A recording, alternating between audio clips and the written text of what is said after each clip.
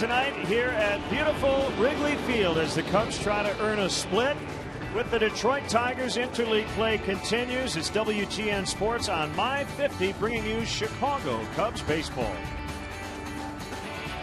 Great to have you with us along with Jim Deshaies. I'm Len Casper. It was a wild one last night. We had a long rain delay. Game ended around 1 o'clock and the Tigers won 10-8, but the Cubs made it very interesting. And, of course, Kyle Schwarber right in the middle of it. Yeah, Kyle Schwarber's been right in the middle of just about everything since he's come to the big leagues. Last night he made a heck of a play in left field to a runner out at home plate, and then he really tightened things up with this 3-run bomb to make the ball game 6-5. Kyle Schwarber settling in quite nicely, and we'll look at some numbers for him in the month of August. 14 games, an OPS of 1080s and 6 home runs. And check out that note at the bottom. Just the third player since 1920 with 30 runs and 30 RBI in their first 35 Major League games. And he's in the lineup tonight, even against a left-hander. And Ian Kinsler last night, big part of the Tigers' offense. They had 19 hits, the most the Cubs pitching staff has given up this year. Yeah, Kinsler red hot of late. He had 5 hits in the ball game last night. Last 17 games, a .437 hitter, 9 extra base hits, and an OPS up over 1,000.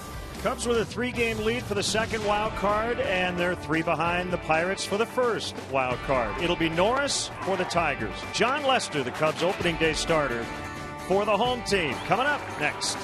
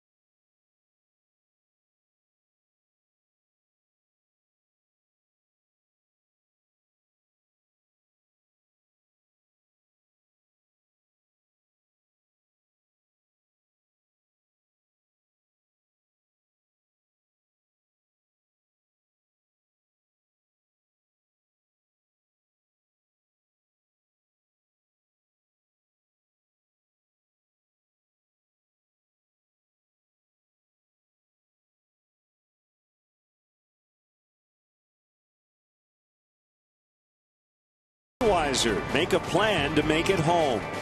Honda. Great deals are happening at the Honda Summer Clearance Event. Now at your Honda dealer.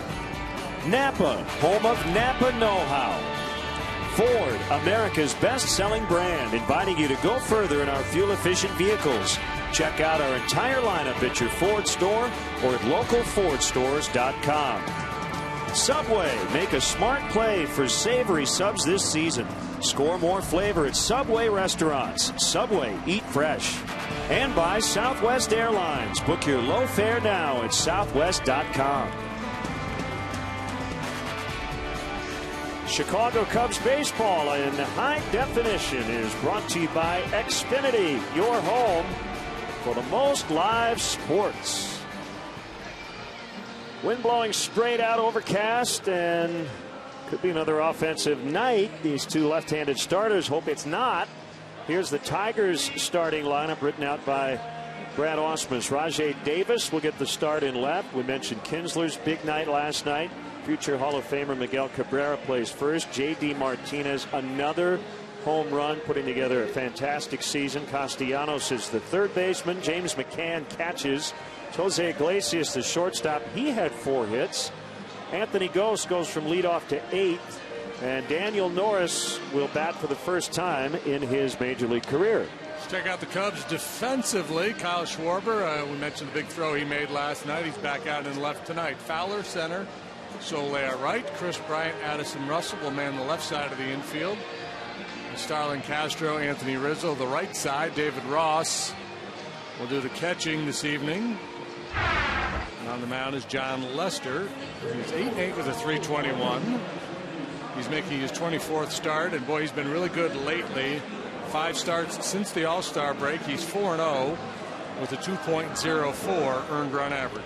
Notice the throwback uniforms. We'll tell you about those in a second. Chicago native Tony Randazzo will work the plate. Toby Basner's at first. Phil Cuzzi's at second. Crew chief Jerry Davis is over at third. The weather, a big story. Last night we had a rain delay in the middle of the ball game, 2 hours and 17 minutes. And let's hope we don't have any rain tonight. It has cooled off a bit, 72 degrees, very comfortable. And we had some weird things that went on in the ball game last night. 3 to be exact. In the first inning, Miguel Cabrera hit what he thought was a home run, but a fan, and it was a Tiger fan, had actually reached over the yellow rope. So they went to review, and they ended up saying, nope, that's a 2-base hit. JD Martinez would then hit a home run. And then in the bottom of the first inning, Cabrera with a little adjustment. His glove is off, and he's surprised by Anibal Sanchez. He ends up throwing out Fowler at second base. We think he should have been called for throwing his glove at the ball, and Fowler probably should have ended up at third. And then in the ninth inning, this was really late. Ball got stuck underneath the mask of catcher James McCann, and after getting together, the umpires determined that the ball was lodged in the equipment, and that allowed Chris Coghlan to score. Tigers were not happy about it. We'll get into that a little more a little later. Brad Ausmus, 19 years in the big league, said he had never been called for that. No, I think they missed that one. I think letter of the law, they probably were justified in making that call, but I don't think that's the proper interpretation. Didn't really have an impact on the game, but it's always fun to dissect those unusual plays. So it is the veteran Lester, who had a rough outing in Detroit back in June, and a strike call to get us started. And Rajay Davis. Yeah, 4 1/3 in that outing in Detroit. Allowed 9 hits, 5 runs. Davis swung at a pitch that bounced in front of the plate. Keep an eye on the Pirates hosting the Diamondbacks tonight.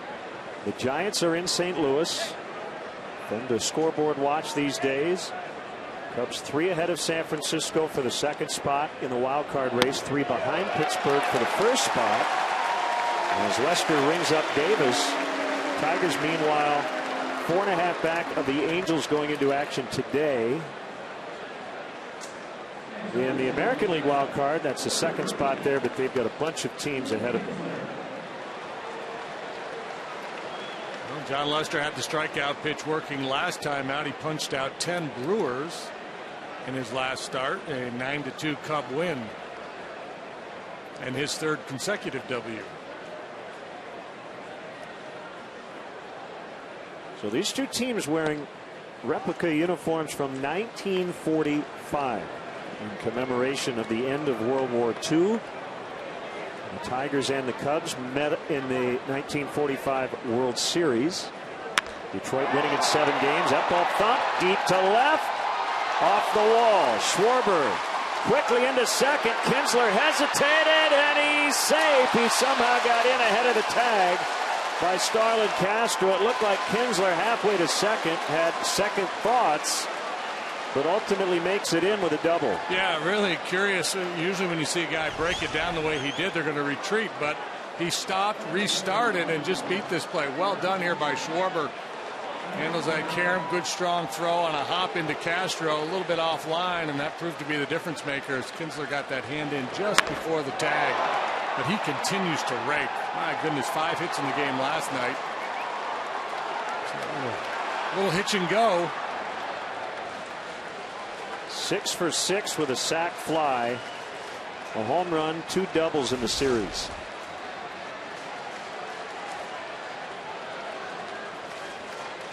And here's Miguel Cabrera, 14 out of 25 in his career against John Lester.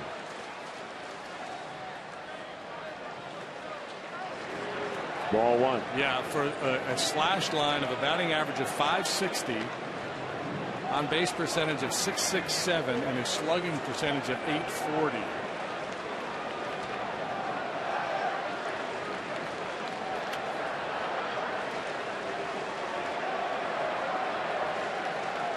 I guess Miguel Cabrera, with that uniform on, is kind of playing the role of Hank Greenberg, the iconic Tiger first baseman,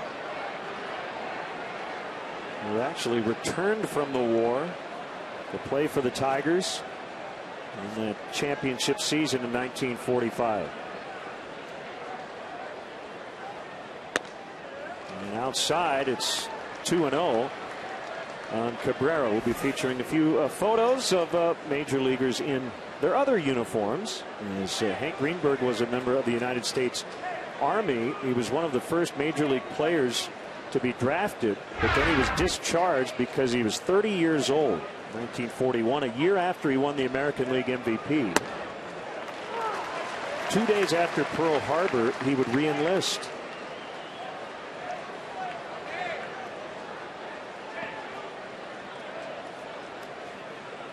He was sure at that time that his baseball career was over.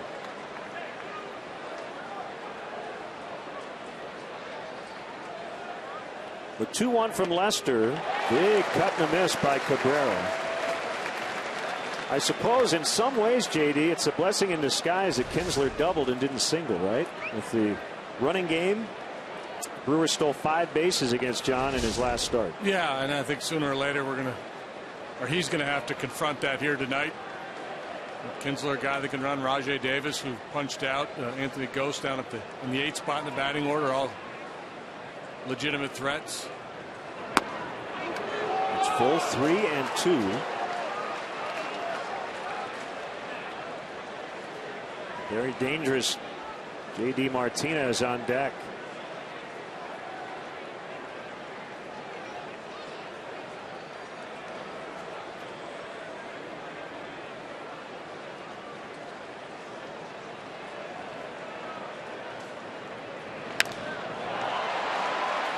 Fowler will make the waist-high grab as he hesitated, then came in to make the catch. 2 outs.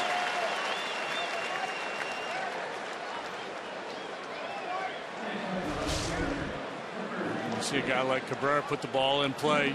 You think back before you think in if you're an outfielder, but this one off the end of the bat didn't have a whole lot on it. So Fowler, after a little bit of a hesitation, runs it down.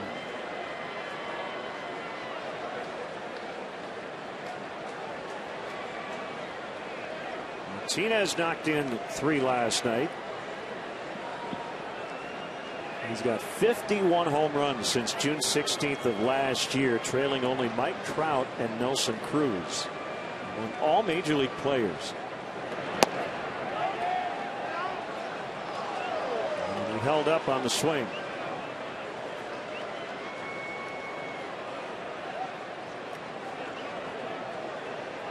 He referenced his story last night. First time All-Star this year, released by the Astros last spring training, 2014. Signed with Detroit 2 days later, and he's become one of the more underrated pickups in the last couple of years. Yeah, they signed him, sent him to AAA, where he hit a bunch of home runs in a very short period of time. Called him up, and he did the same thing in Detroit. Strike called.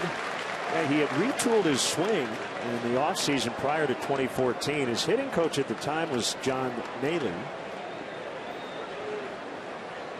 He was now the Cubs hitting coach. And Martinez has really thrived with the Tigers. But he strikes out here as Lester works around the 1-out double. Cubs coming up when we return.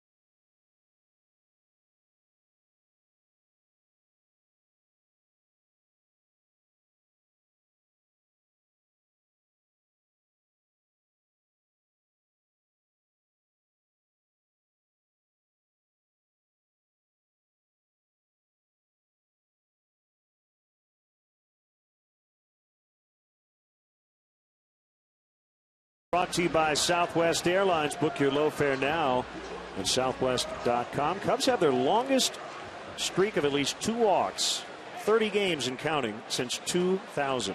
Fowler, Schwarber, Bryant at the top, Rizzo, Soler, Castro in the middle, Ross, Lester, Russell to round it out against a very interesting left-hander. His name's Daniel Norris. They got him from Toronto in the David Price deal.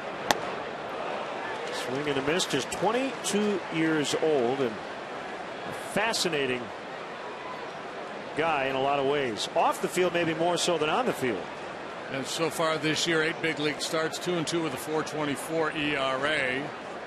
One of the top pitching prospects in baseball. A meteoric rise through the Blue Jays organization last year. A-ball, AA, AAA, and ultimately the big leagues briefly. He was wasting very little time as he fires a 95-mile-an-hour fastball past Dexter Fowler. Walk-up Wednesday. Tonight we will feature some of the walk-up music from the Cubs hitters. Thuggish Ruggish Bone, the song for Kyle Schwarber, which came out I think before he was born, or right around the time at least. 429 feet, the 3-run homer to get the Cubs back in the game last night.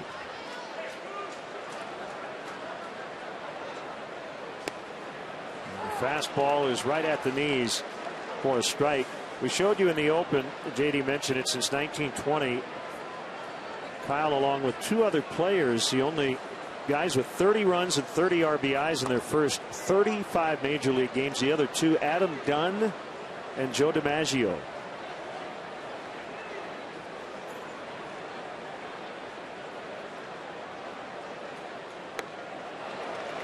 Pretty good slider from Norris. It's a good matchup here. A couple of young, high-ceiling prospects.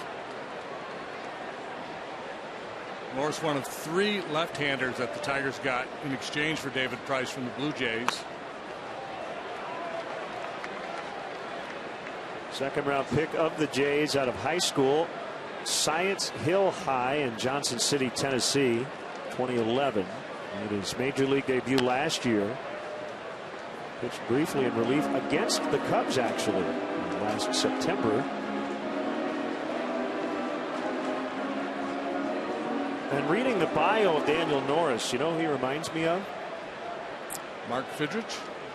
That's not a bad one. Bill Lee. Still pretty good, but not the guy I was thinking of. Bill Walton. Swing and a miss. Back-to-back strikeouts. No, I was thinking Joe Madden.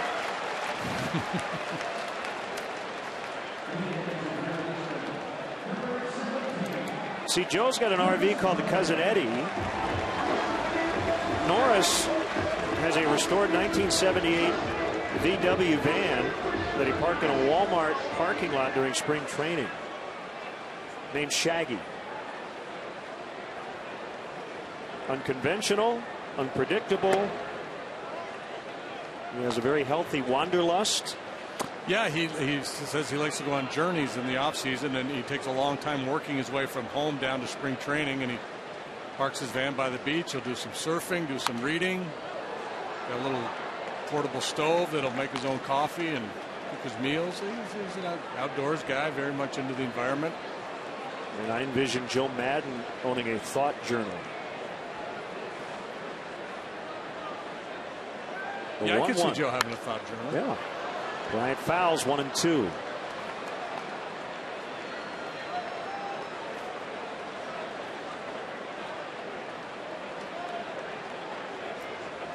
I tweeted before the game the ESPN long form story about Norris from spring training. And he did live in that van in the parking lot during Blue Jays spring training. It's pretty darn fascinating. Yeah, there's Shaggy.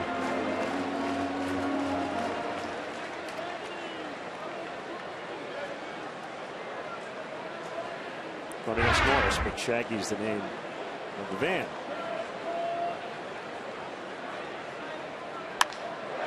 Lined into center, base hit. So after back-to-back hitless games, Chris Bryant is 1 for 1 tonight. It's like Norris likes to work up in the strike zone with that fastball. We've seen it 94, 95 miles an hour. Works across his body a little bit, kind of steps towards the first base dugout. Quick compact swing there from Chris Bryant.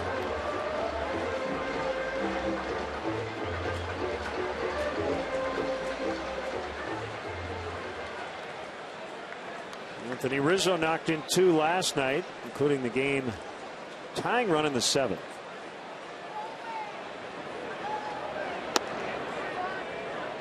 Outside for ball 1.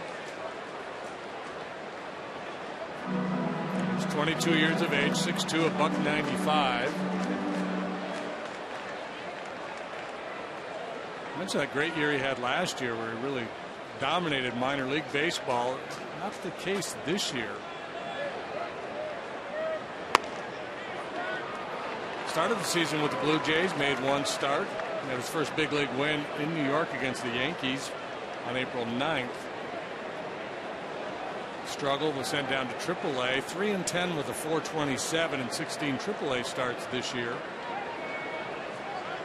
This for Toronto's AAA affiliate in Buffalo.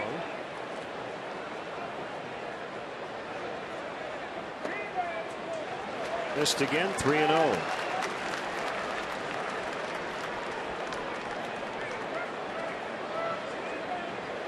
Jorge Soler is on deck.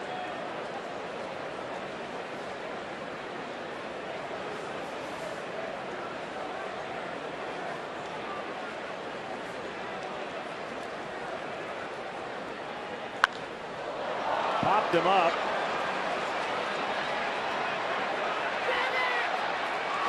Castellanos makes a catch, and that will end the inning. 2-out single, no runs, scoreless after 1.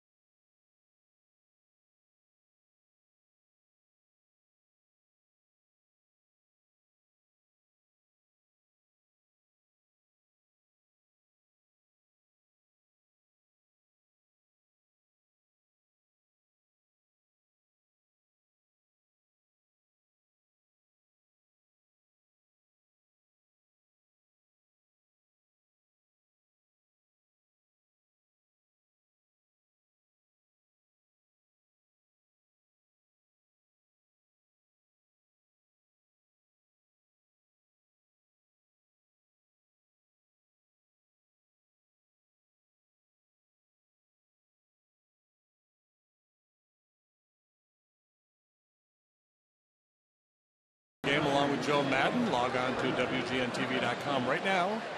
Click on the WGN Sports Game Zone banner to connect to all the up-to-the-minute stats and information while you watch from home. Game Zone is sponsored by The Great Escape.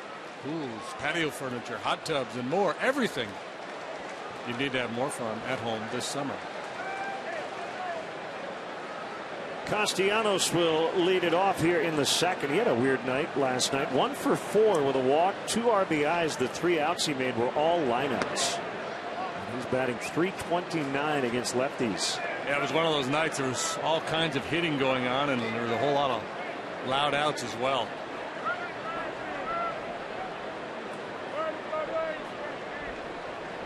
The 1-0.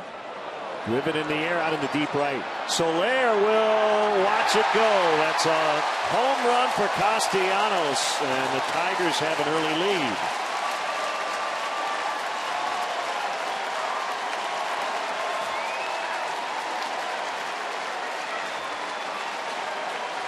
The theme, for the most part, opposite field.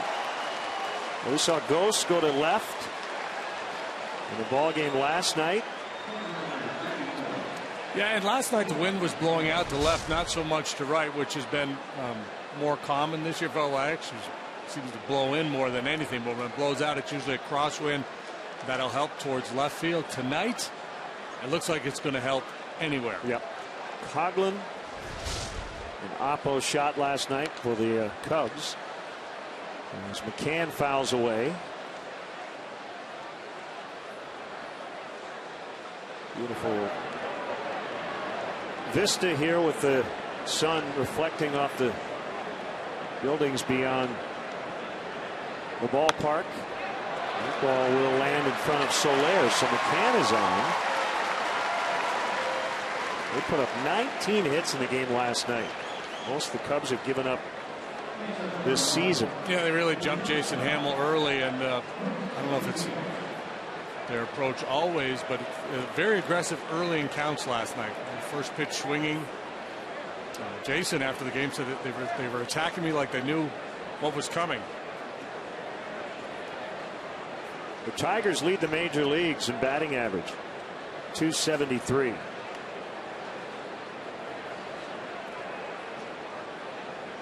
And the shortstop Iglesias 4 for 5 in the opener, and he takes a strike. And they're a little bit better against lefties than righties, at least in terms of batting average. 277 against southpaws, and this guy's hitting 360 against left-handed pitching.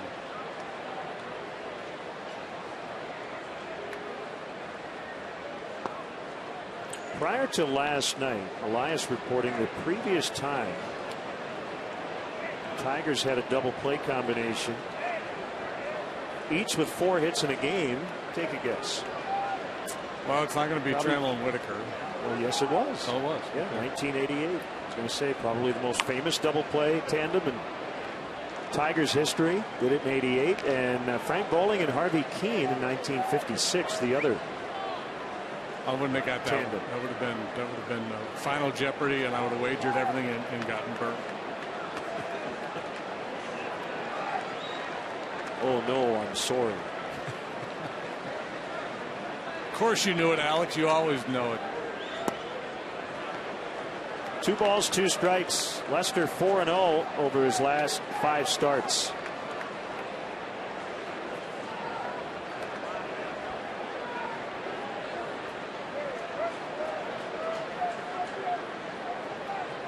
Cubs have lost 2 straight after winning 9 in a row. They get back to their winning ways here tonight. McCann not a base stealer. He doesn't look like he's inclined to mess around with John at all. Just measuring a very short lead out there. There are the numbers since the All-Star break. 5 starts, 4-0 with a 2.04, and the strikeout to walk ratio just spectacular.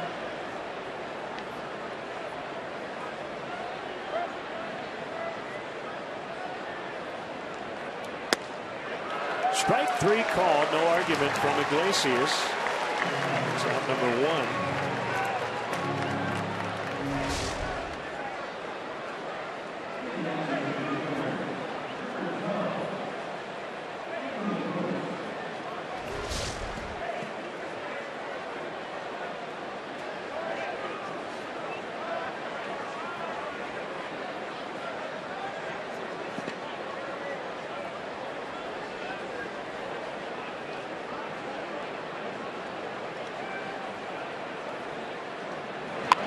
Bunted by Ghost, past Lester, and the throw goes to second, and they get the lead man, McCann. Nicely done. They had no play at first. Actually, Lester got caught watching. Never really did get off the mound, but Rizzo with a nice feed in time to Russell at second. Yeah, I feel like the bunt's probably going to be in play all night long here for Gross. He doesn't hit much against lefties, but with his bunting ability and his speed, he can create some problems. Just a great play by Rizzo.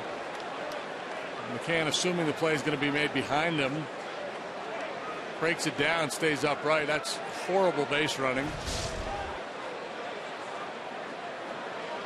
First professional plate appearance for Daniel Norris, who apparently hit one off the right field board and broke a panel or two during BP yesterday.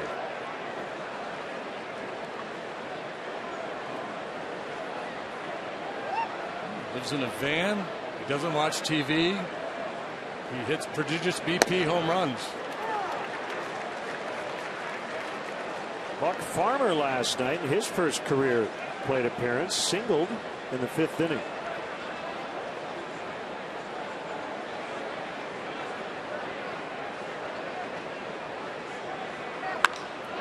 He drives this ball out into deep center. Fowler will not have a play on it. It's gone. Are you kidding me? A 2-run homer for Daniel Norris. And as I mentioned, this is not just his first major league plate appearance. First time ever, minors or majors. Wow, unbelievable. I don't believe that was because of the wind either. That was a pretty solid sound coming off his bat.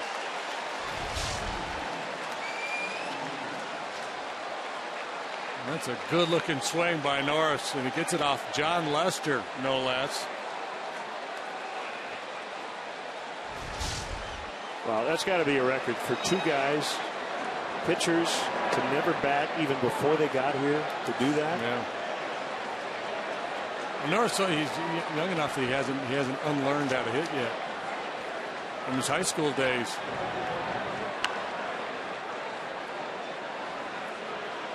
But like last night, now the Cubs are going to have to play from behind here. First Tiger pitcher to hit a home run in a decade.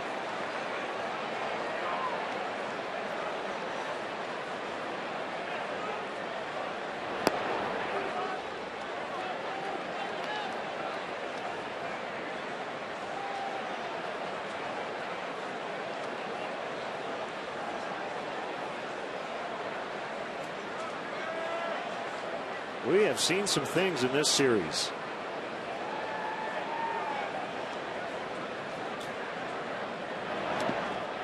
Davis went after a pitch in the dirt and strikes out. And that will end the inning. 2-run homer by Norris. Castellanos led off the inning with a blast. 3-0.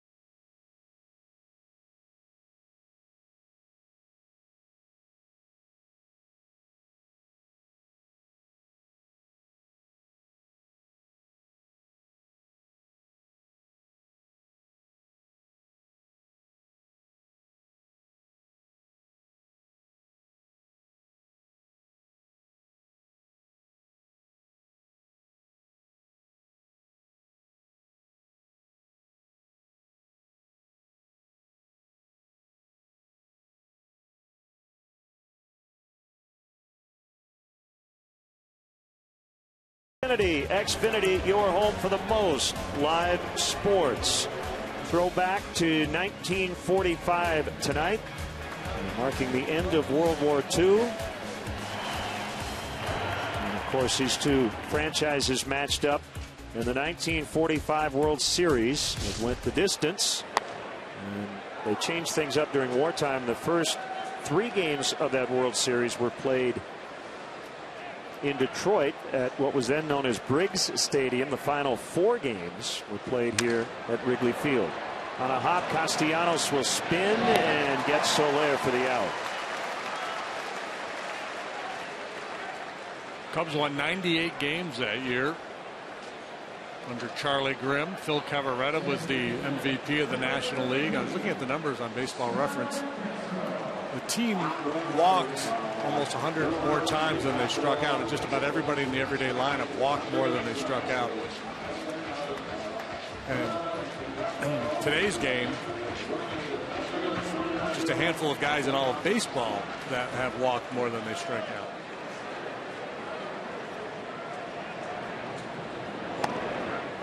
Pitch is high on Starlin Castro.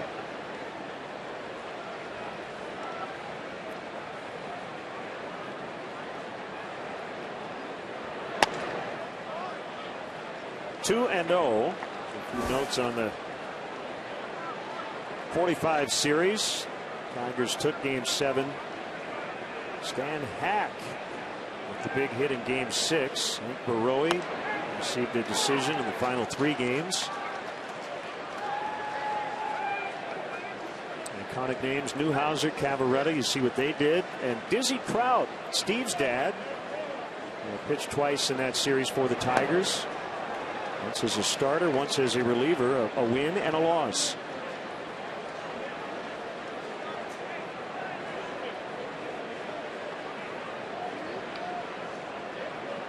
How's Lenny Marullo do in the 45 World Series?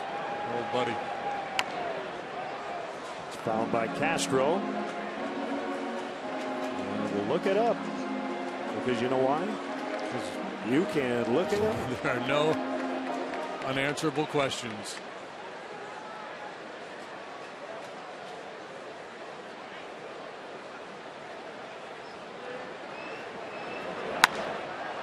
Fly ball well hit to right. But it's caught on the track by Martinez. At the plate, number 3, the catcher, Damon Ross.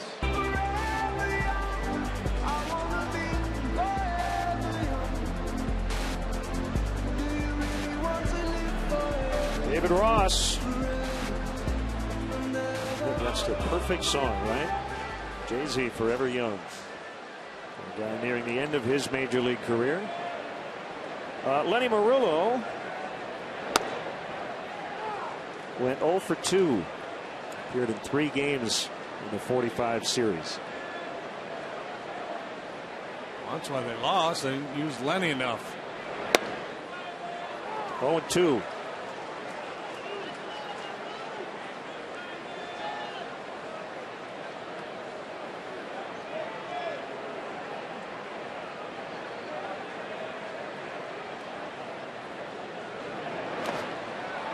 Swings and misses.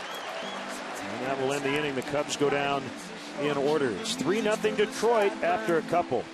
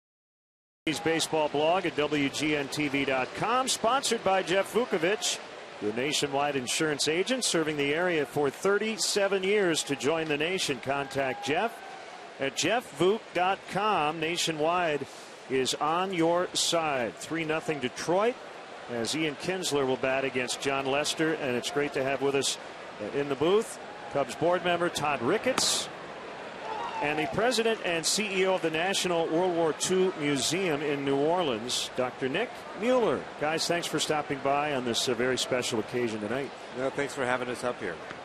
Glad to be here. Great uniforms commemorating the 1945 World Series. And I was doing a little research on Major League Baseball during World War II. We had a shot earlier of the future Hall of Famer at the time, Hank Greenberg, the great first baseman for the Tigers. So in 1941, a year after he won the American League Most Valuable Player Award, he's 30 years old, and in May of that year, he gets drafted into the Army. There's a base hit for Kinsler. He's 7 for 7 in this series. Guys don't stop him. He is discharged because he was over the age of 28, 30 years old at the time. Then Pearl Harbor happened on December 7th. 2 days later, on December 9th, Greenberg re-enlists in the Army and basically says, "It is doubtless," the quote was, "that my baseball career is over." So that gives you a real good idea of what the time was like in this country. That's correct. And after Pearl Harbor, of course, changed the face of baseball for the country. Ted Williams and Yogi Berra, and Johnny Pesky, Jerry Coleman, Bob Feller. There were all these greats. I mean, they immediately joined up almost the next day. I mean, it was just 71 years ago last June, Yogi Berra was in a landing craft going ashore at Omaha Beach. Just think about that. These guys gave up their careers to give to the country. Those are the kind of stories that we tell at the National World War II Museum. We actually had a conference on when baseball went to war. So it's a great sport, and there's a great importance to World War II. Todd, can you tell us about your involvement? Well, I've been involved with the museum down in New Orleans for about 5 years now, and really I've always been a bit of a World War II buff. And so ever since then, we've been looking for a good reason to highlight the National World War II Museum by commemorating World War II in some way. So when I saw the Tigers on our schedule on the 70th anniversary of the end of World War II, we thought we'd come in and put on some throwback uniforms and honor some of the veterans that are here and some of the trustees of the museum who have come out tonight. And we got a perfect night for it. Dr. Mueller, why is the museum located in New Orleans? That's a great question. It's the most often asked question, but because of Andrew Jackson Higgins, who built the landing craft that Eisenhower said won World War II. We had no landing craft, believe it or not, that could take guys ashore over an open beach in 1941, and he built 20,000 craft, and Eisenhower said that they got our boys ashore in Utah, Omaha, and all over the world, the Pacific Islands, the Mediterranean. And he was a boat builder in New Orleans. And I happened to be in New Orleans also with Stephen Ambrose. We were both history professors at the University of New Orleans. And about 25 years ago, we said, well, if it's good enough for Eisenhower, it's good enough for us. Let's do it right here. So the rest is history. 3-1. Cabrera takes it for ball 4. So trouble here for John Lester in the third inning. We want to give you the name of the website, nationalww2museum.org. And certainly we encourage you to donate. And why don't you just give us the mission of the museum? Well, really, if you go back to Stephen Ambrose, it was always about the story of the citizen soldier and about how regular people gave up their lives, set everything aside, and dedicated themselves to the war effort. And I think that it goes far beyond the guys that went overseas. And I think the appropriate part of the Tigers Cubs World Series too in 1945 was that President Roosevelt had coined this phrase, the arsenal of democracy. And really this corridor between Chicago and Detroit was really the heart of that industrial complex with companies like Motorola, Ford, GM. These were the companies that built the radios, the machine guns, the Jeeps, the tanks, and the airplanes that really drove the war effort. And so I think it's appropriate that we're here tonight with the Cubs and the Tigers playing, and really the museum, the mission of the museum is to do that, to tell that story of those people who drove that war effort. Yeah, no, we tell the American story. It's we don't say too much about our allies or the Axis powers. This is our story, and we got to get it right. Other countries have already done their own museums, and this is an epic museum for a war that changed the world. So we're very proud that we've come as far as we have. And we've got Todd with us here, and Dick Duchessois and Bob Malott, the other Chicagoans who are on our board, have been on our board, help us coming from all over the country to help us finish this up. Open for how long? 15 years since we originally opened as a D-Day museum, but then Congress gave us the mandate to do all of the war, Europe and the Pacific. So we're in a $300 million campaign, and about 2/3 of the way through. We're going to get there, though. We've got a couple more years and we'll be finished up here. 1-1 on J.D. Martinez. The Tigers have 2 on, with nobody out, leading 3-0. Ballpark looks ultimately similar to the way it looked in 1945, with obvious modern amenities that have been added. The one that people might not think about, Todd, are those bright things above the ballpark. Yeah, that's right. We would have been playing a matinee in 1945. That's right, and actually it's a great part of the World War II story and baseball and Wrigley Field and the Cubs is that the lights had been delivered here in December of 1941 to be put on Wrigley. Oh, really? And after Pearl Harbor, the Wrigley family actually donated the lights, and they were installed down at Navy Pier. Oh, really? And so Wrigley continued to go without lights until 1988. Wow. So a fun part of Wrigley history, and that ties into the World War II and the commemoration of the end of it tonight. I led you right into it, and we didn't even rehearse that. I know. You're one step ahead of me. That's how it always is. 2-2 on Martinez. Lester needs a ground ball at somebody, and it's outside, and it's 3-2. There was some controversy during the war, especially early on, as to whether or not Major League Baseball should continue to play, but ultimately there was plenty of support to continue, and a lot of it was about moral support, right, for not only the troops but the country. That's right. Actually, Roosevelt wrote the commissioner and said actually that you really need to continue. This is America's game, and the people at home are going to need some diversions from the stress and the tragedy and the horrors of the war, and that he thought baseball would be a relief to the people on the home front who were working to support the guys on the battlefront, and so baseball kept going. Bases loaded, nobody out. I was going to say at this moment I'm starting to question interleague play, though. And the Tigers have brought in the heavy lumber here in this series. They Castellanos hit a home run his first time up. And he drives this ball to deep left, and that is going to be a grand slam to make it 7-0. He's got 5 RBIs, and we're in the 3rd inning. That's the nature of it on a night like tonight when the ball is jumping out of the ballpark. So you've already given up 1, so you get a little, or 2 actually, so you get a little tentative. Obviously, you're going to be careful with Cabrera and Martinez. They don't chase, then you're up against it with the bases loaded, and Castellanos, we mentioned earlier, his Tiger team last night and again tonight, very aggressive early. First ball swinging here, just a little get over breaking pitch, and he dumps it into the bleachers. And Cubs down a touchdown here. Still nobody out, and it's the catcher, James McCann. And again, the best way to donate to support the museum would be the website. Yeah, for sure. You can go to the website, or we'd really like to encourage people to come down to New Orleans and see the museum if they can. There's a lot of great artifacts and a lot of great storytelling that goes on there, letting people know about just the story of regular Americans and their experience in World War II. What kind of numbers to get at the museum? We have about 600,000 a year. TripAdvisor ranks us number 4 most popular museum in the country. Right after number 1, Chicago Art Institute. Number 2, the Getty Museum, and number 3, the Metropolitan Museum of Art. But that's a good company, we think, to be number 4. And it's an amazing institution that's bringing people from all over the country and all over the world. There you see them. There this film. So a few other notes about baseball during wartime. 1941, right? Ted Williams hit 406. DiMaggio had the big hitting streak. Yep. We mentioned Greenberg and a pitcher, I believe, named Hugh Mulcahy were the two first major leaguers to be drafted that year. Over 500 major league players ended up serving during the war, including Musial, Williams, DiMaggio, and the others we mentioned.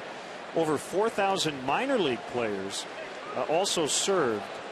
And I read a great article today, and I posted the website baseballinwartime.com. There were 44 minor leagues in 1940. By the end of the war, there were just a handful that survived. About 12 survived after the war. So to say that baseball supported the war would be a huge understatement, as Rizzo came off the bag. And baseball, a big part of the story. Yep, it really was. Yep. Dr. Mueller, thank you for stopping by. Todd Ricketts, congratulations on a great night here.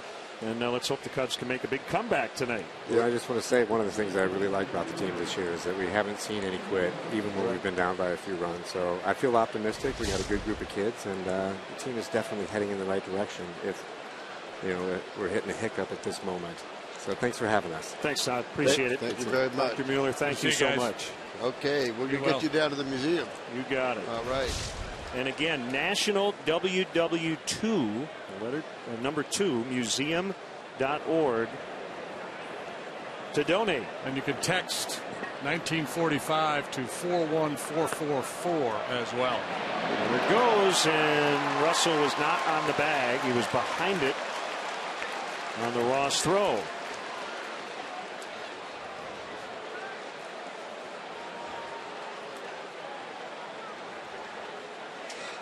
Early trouble for John Lester, so Clayton Richard is up in the bullpen.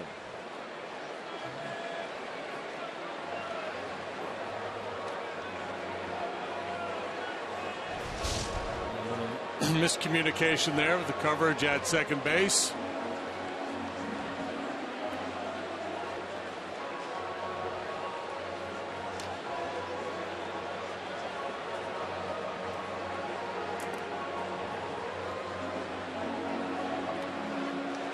Lester has been going along really, really well. You and I use the word irony on occasion, and it seems like it fits tonight. The narrative coming in was holding on runners, and that really has not been an issue at all. It's been keeping the ball in the ballpark. Yeah, well, 5 home runs hit the ball game last night, 3 so far here tonight.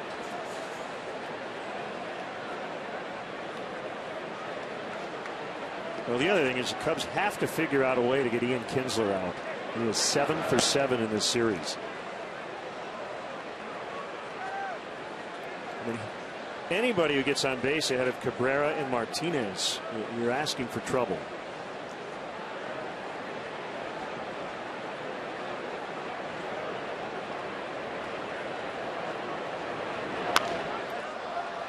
Popped him up, and it's Russell just into the outfield grass. Cub fans, don't miss all the excitement here at Wrigley Field. Tickets are still available for the upcoming 4-game series with the Braves. And as a reminder, tickets from the original June 13th rainout are good for this Monday's makeup game with Cleveland. First pitch, that game will be at 1:05. As always, visit Cubs.com for tickets and the latest updates.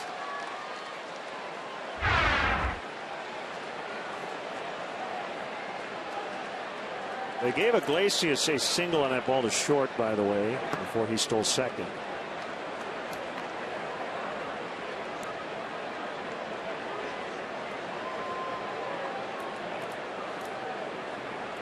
Norris homered in his first professional plate appearance. He cranked a 2-run shot to the juniper bushes in center. 2-0.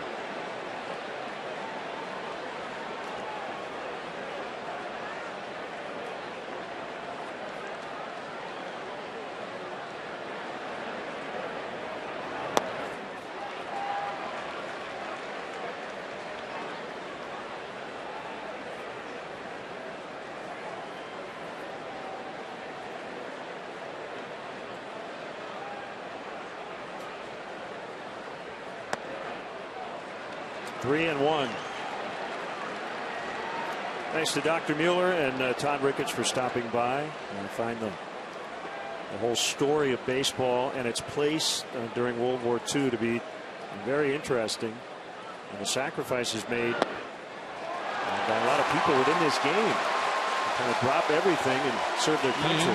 As Norris walks, and that might be it. 7 runs, the most John has allowed in a start this year.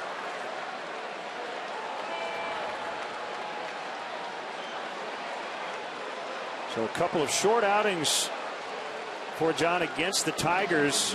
And he will leave trailing 7-0 in the third. We'll be back.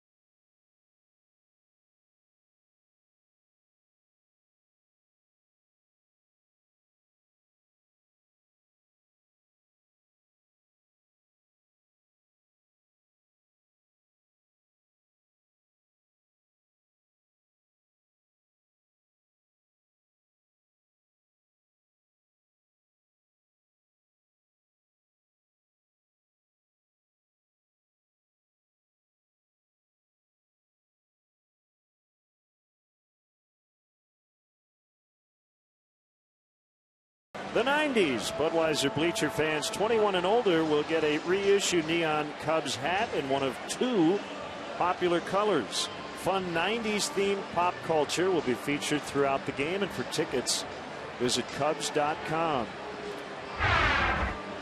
There's Clayton Richard. Veteran lefty working for the 7th time. He's made 3 starts. He's pitched to a 3.70 ERA. Last worked 5 days ago against the White Sox. Pitched 2 scoreless innings.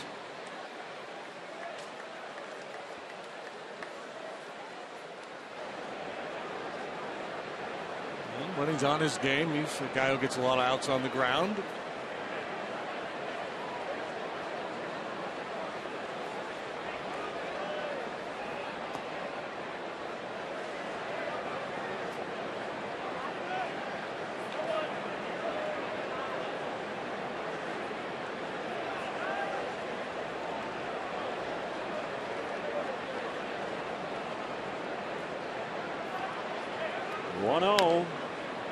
It's foul.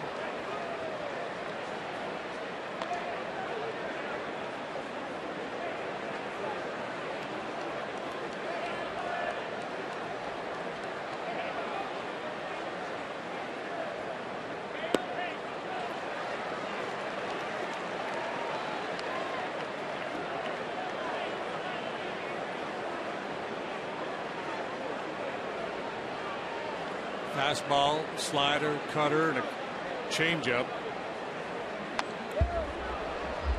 We've seen him at 94. He likes to work 91, 92 with sinking action, but he can reach back and hump it up there 94, occasionally 95 miles an hour if he's looking for a punch out.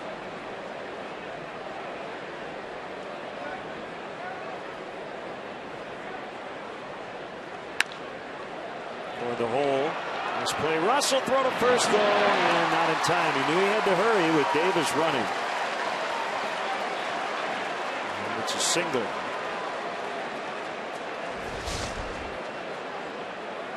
Very difficult to play to make from the outfield grass with Davis going down the line. So second infield hit of the inning for the Tigers. Hitting it over the wall. They're finding the holes.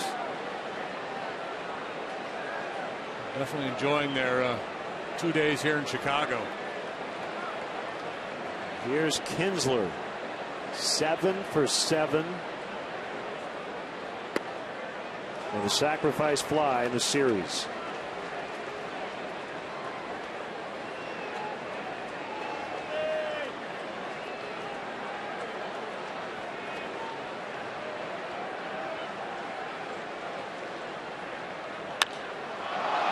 High drive.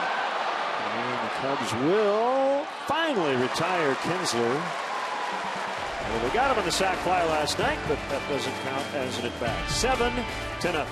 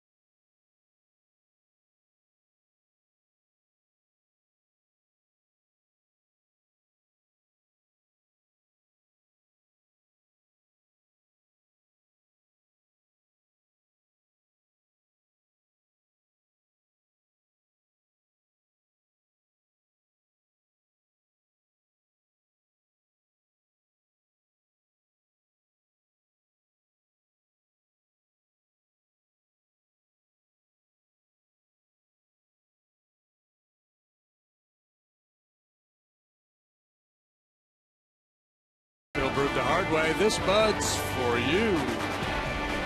And stay tuned for the 7th inning stretch, brought to you by Budweiser, because the Victory Bells will be singing the stretch tonight. Red, white, and blue. You get it?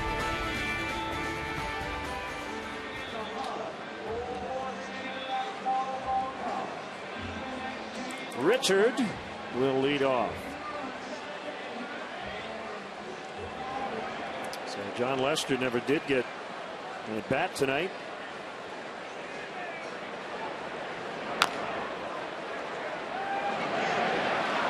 Come on, Clayton! He just couldn't beat the throw. Kinsler gets him. These uniforms make you look slower. And that baggy look.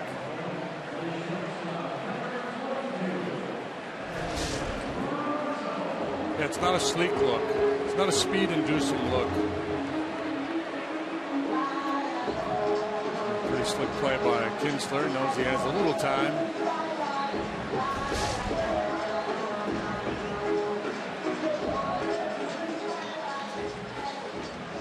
Here comes Russell. 2 hits last night, including his first career triple.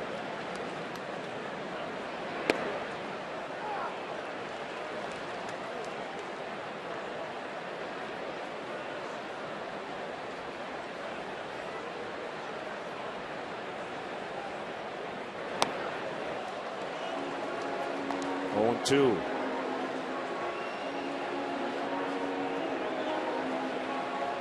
Daniel Norris is the first American League pitcher to ever hit a home run here at Wrigley Field.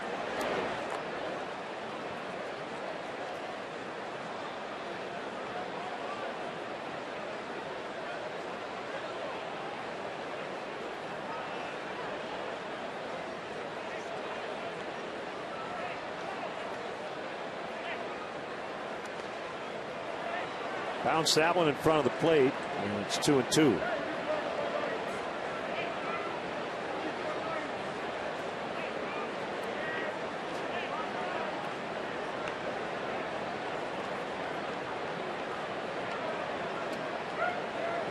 At the risk of sounding redundant, I think I uttered the same words last night. The good news is there's a lot of time left and the wind is blowing out.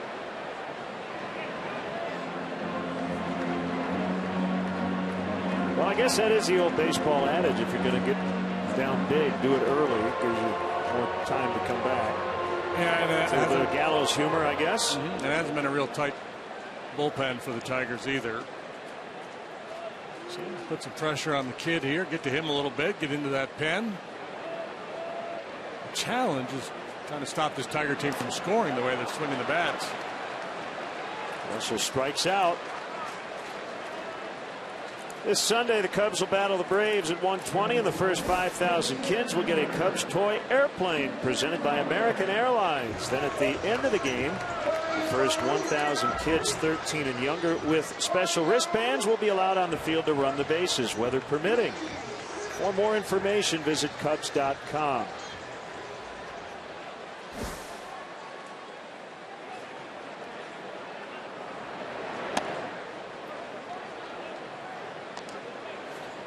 Joe Madden, John Maley, you just want to make sure your hitters stay engaged. Down 7 runs, you don't want them to just go up there and start flailing away.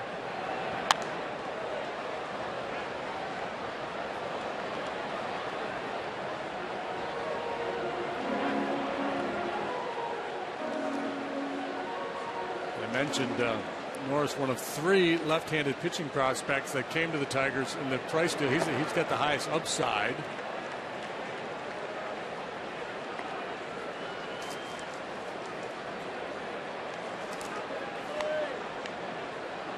Blue Jay organization had a lot of depth in terms of pitching, and so they were willing to trade away some of it. Deep right. Martinez has no play. It's in the basket. It's a home run, and the Cubs are on the board on Dexter Fowler's opposite field shot. 7-1.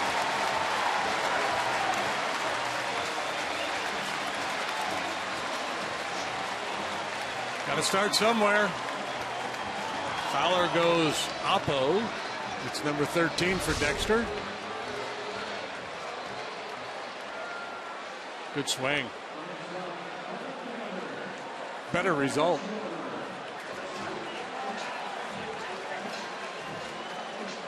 Third time he's homered from the right side. 13th time overall.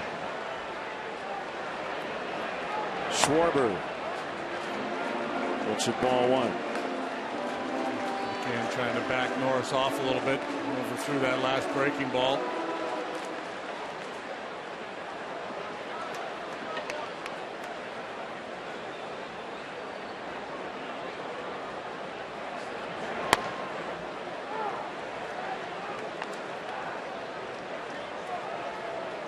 You become a very good pitching prospect by having good stuff.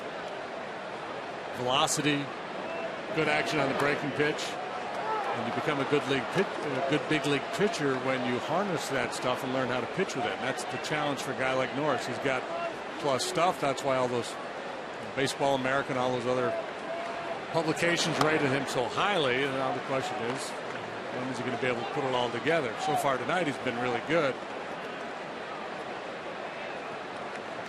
As I mentioned in the bottom half of the first, he was not having a banner year at AAA.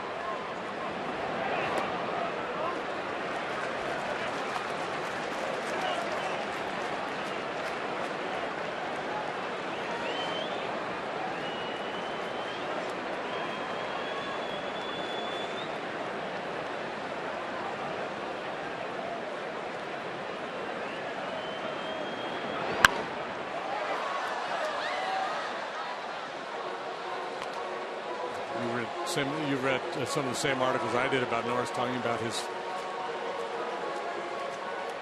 approach to life, out there kind of guy, and the Blue Jays apparently expressed some concerns, and he's like, I don't expect him to understand it, but he wasn't going to yield. He goes, I'm not going to change who I am. I think a big part of it is Schwarber walks is the word routine, and we are in a game that is so routine oriented, and when you find a guy like Norris who really goes completely against that, I can see how there could be some pushback. Well, there's such a herd mentality in baseball too.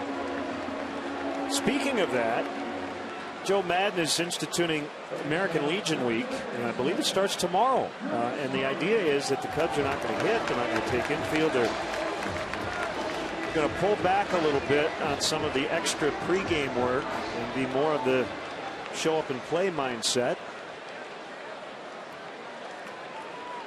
And this is by design here as we near the end of August. He wants guys to spend more time away from the ballpark, not more time here. Yeah, keep the mind fresh and just break out of that routine. I mean, he already has done a really good job of it, kind of instituting that. This team takes BP less frequently than any team I've ever been around. Chris Bryant, towering fly ball to left. Davis is back. He's on the warning track. It's gone. 2-run homer for Chris Bryant, and it's 7-3. Get the ball in the air tonight. And with his strength and the way that wind is blowing, he figured it had to leave the ballpark. But as Davis neared the wall, it looked like maybe he was going to have a chance to make a play on this ball. He did not. It's home run number 17 for Chris Bryant. And yeah, pressure applied to the young left-hander. Home run, walk, home run. Cubs within striking distance. All coming with 2 outs. That is a basket home run. No question about it. Boy, you hit that so high. Number 17. All but 3 have been hit here.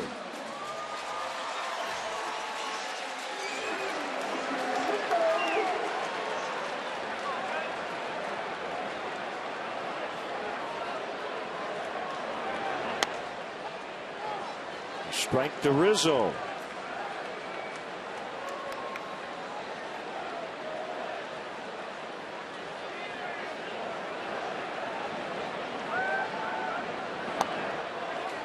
One and one. August 19th, a couple of anniversaries. The 50th of Jim Maloney's 10-inning no-hitter for the Cincinnati Reds here at Wrigley Field.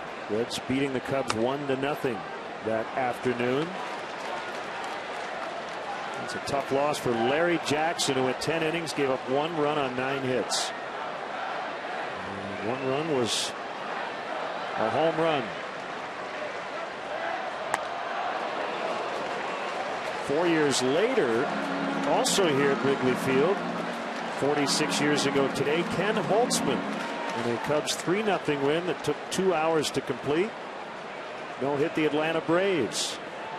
Famous or infamous or whatever you want to put it. Hank Aaron blast. Billy Williams and everybody. Jack Brickhouse thought was gone. Wind knocked it down. Billy made the catch.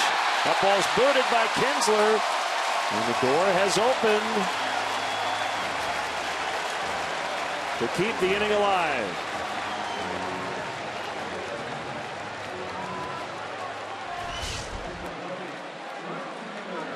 Just clanked it.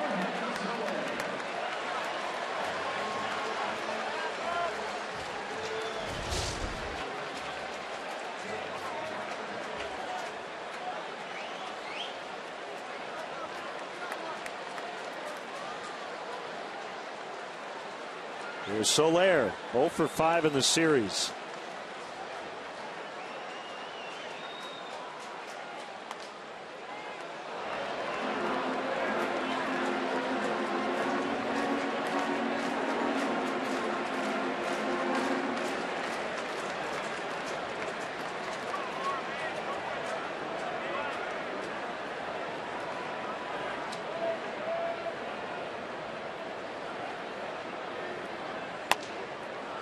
Just outside.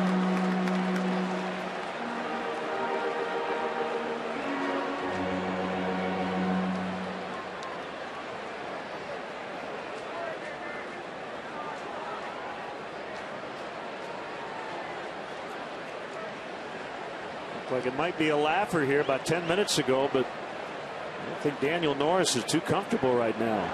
He's given up a couple of homers, Fowler and Bryant. And he's facing Soler with a man on.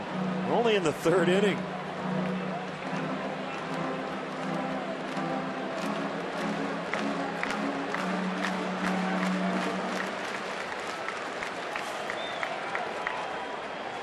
We're on pace for a 30-run ball game. Swing and a miss. So he does eventually get out of it. 2 chains with "We Own It." Chris Bryant's walk-up music. Fowler to the basket in right. Bryant to the basket in left. 7-3 after 3.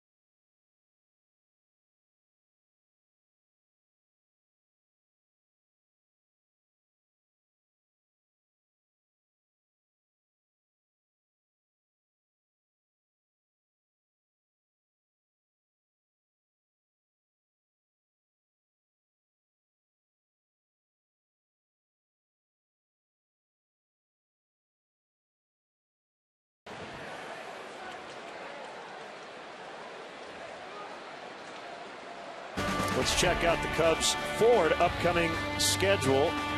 This long stint here in the city of Chicago will come to an end Monday, but 2 more opponents coming in. The Atlanta Braves for 4 starting tomorrow night. Makeup game against the Indians on Monday afternoon. Ford, America's best-selling brand, inviting you to go further in our fuel-efficient vehicles. Check out our entire lineup at your Ford store or localfordstores.com. 1-0 to Cabrera from Richard is a strike. Home runs. Fowler and then Bryant, 2-run shot. Cubs within 4.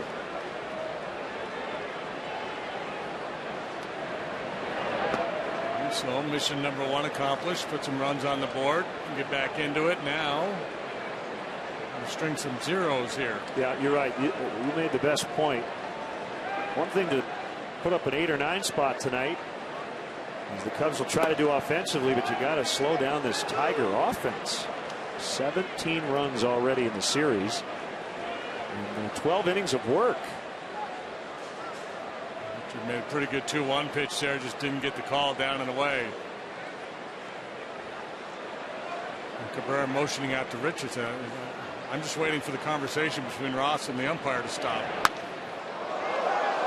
Rossi lobbying for Richard on that 2-1 offering. I think Cabrera wanted Clayton to know that it wasn't He wasn't holding up the proceedings. He was just waiting for the conversation to end, and it might not end for a while. Tony Randazzo, the home plate umpire.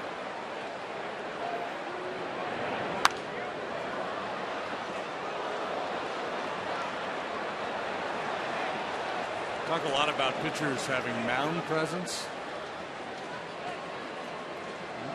Tweet us your selfies. Yeah. Hashtag WGN Cubs. Cabrera has batter's box presence.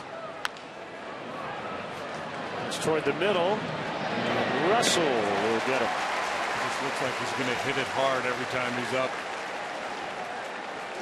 That time he did not. So Richard battled, made a pitch, got a ground ball.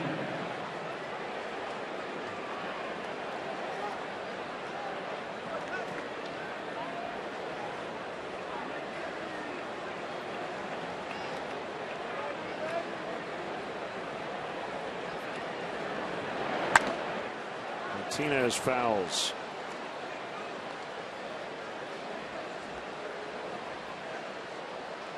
Pirates lead the Diamondbacks 3-0 bottom of the 8th in Pittsburgh. 6 scoreless from Jay Happ tonight for the Pirates. Looks like the Giants have now taken the lead. They were down 2-0 early at St. Louis. Now lead 3-2 in the 7th.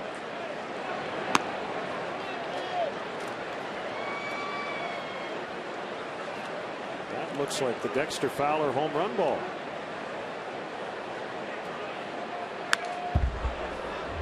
Is in an area that is difficult to reach for the fans in right. Those tough to reach places. Sounds like an ad for a toothbrush. Well, it's an ad for something. I can't think of what it is. Castro makes the play.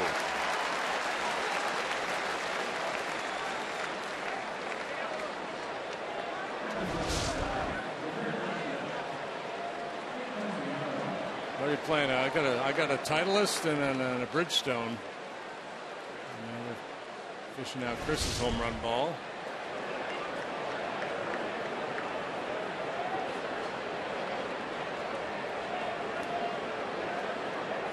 Castellanos, huge night already. 2 homers, including a grand slam. He's knocked in 5.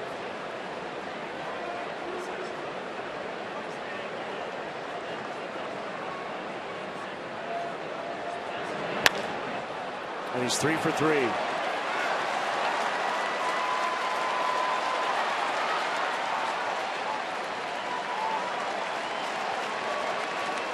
Nick Castellanos has had a night.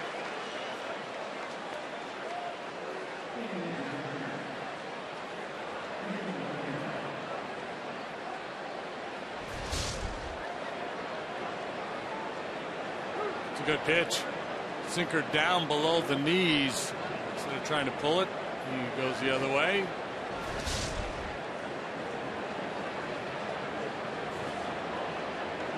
Hey, we want to send out hearty congratulations, Ryan and Katie McDonough. Birth of their child, Riley Lisa. And grandparents, John and Karen McDonough. Hope everybody's doing well.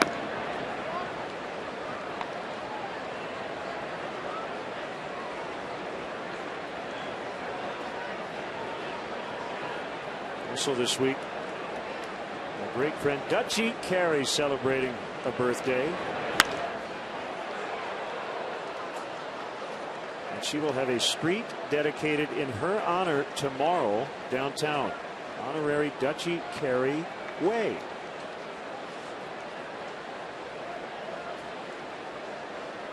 Well deserved.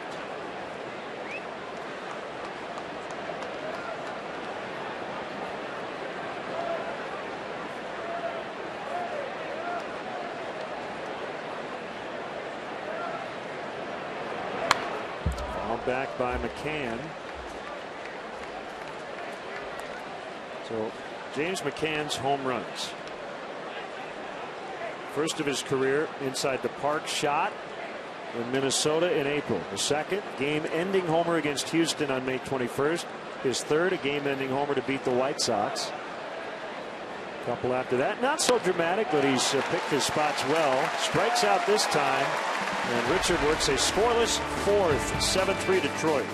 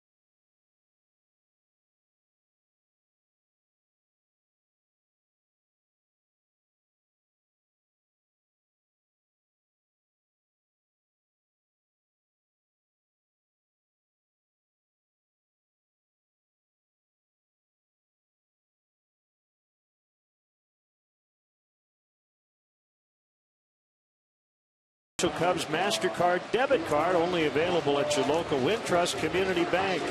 Go to wintrust.com/Cubs to learn more. Member FDIC.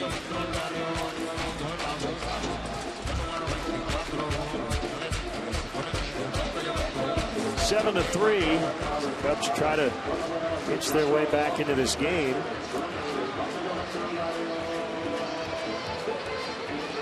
Ando en la Versace.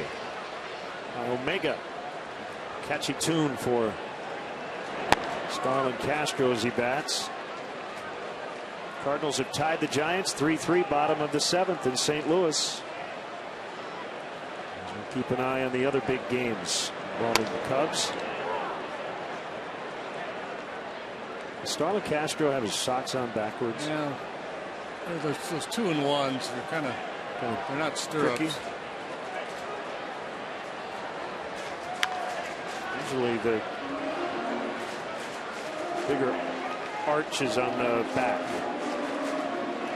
Those almost looks fine. They almost look neutral. Yeah.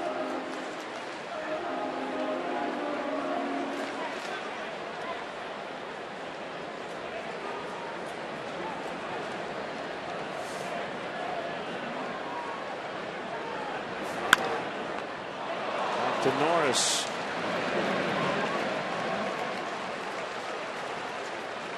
It looks like Norris is a pretty good athlete. Fields his position well. He can hit.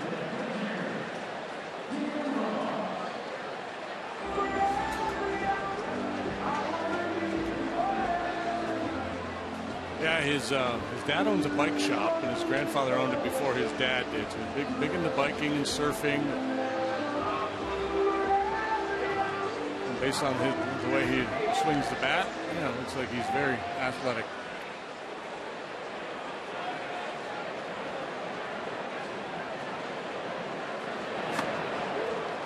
Aggressive swing by David Ross for strike one. Yeah, he's throwing plenty of pitches up in the strike zone. Up like that obviously is tough to get to, but when he drops it down the mid side of the belt area, you can do some damage there. It looks to me like he's trying to overpower the ball, which is understandable for a young guy.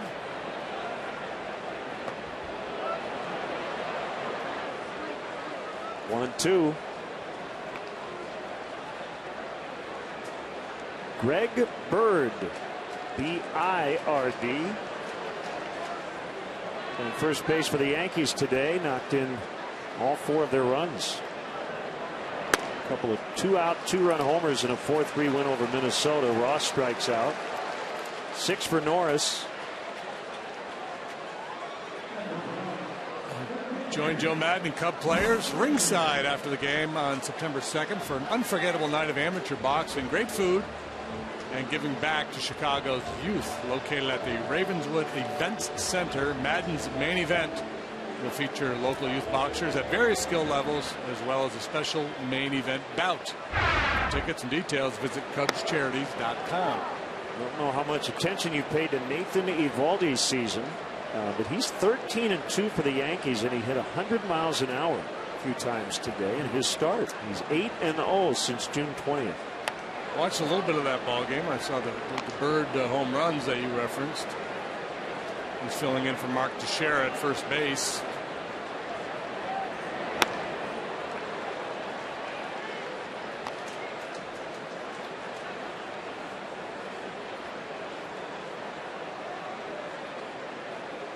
I'm sure you've noticed that we haven't referenced it. That is a large Old English D on that Detroit cap from 1945. I like it. It seems like if your last name started with D, you would want to have a hat like that. Cubs have the wishbone C on their 45 caps. Bounced to Castellanos, and the Cubs go down in order in the 4th. 7-3 Detroit.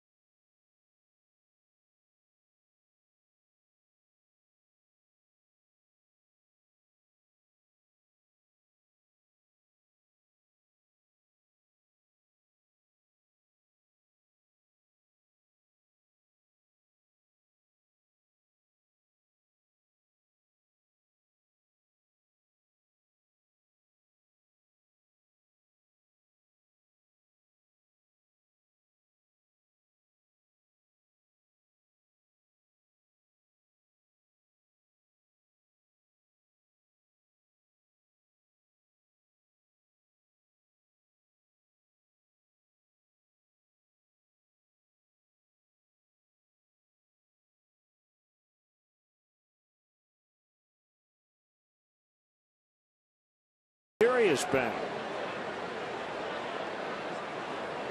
Hello, eyes up here.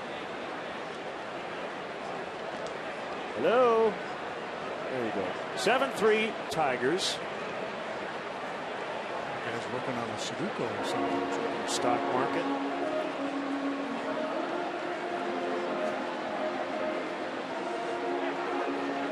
Iglesias, Gose, and Norris.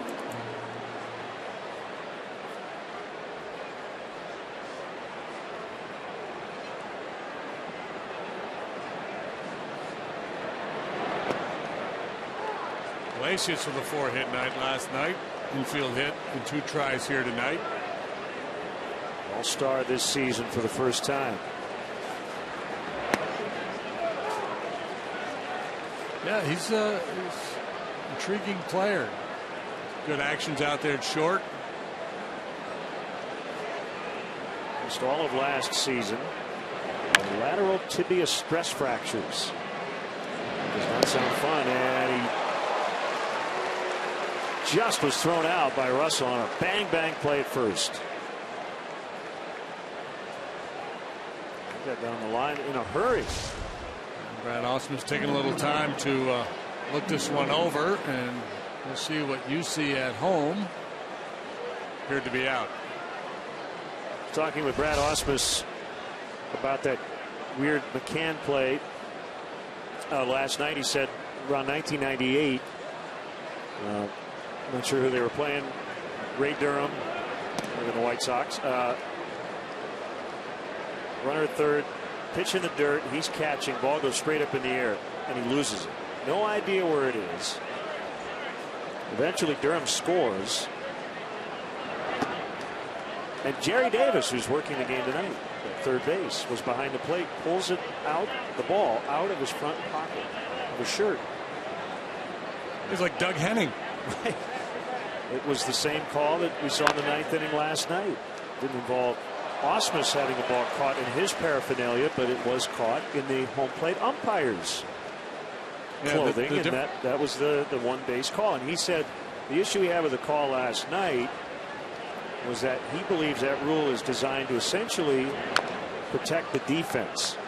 In other words, if a ball gets caught in your chest protector or something and you can't get the ball out, then the runners just can't circle the bases. Right. And in the case of the Jerry Davis play he's referencing, nobody knew where the ball was. Last night the ball popped up under the catcher's mask under his chin, and he just reached in and pulled it out. Right.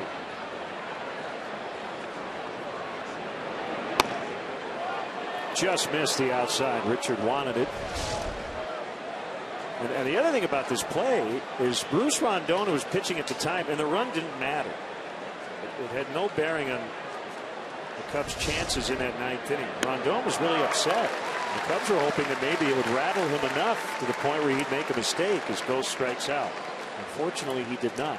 Oh, yeah, he had an awful lot of room to work with, and that was the key because he was not particularly sharp. He throws really hard. I think we got him at 100 miles an hour once.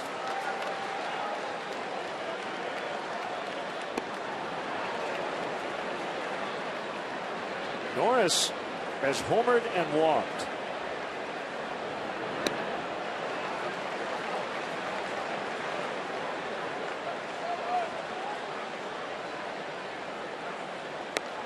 This time, quickly strikes out. Still 7-3.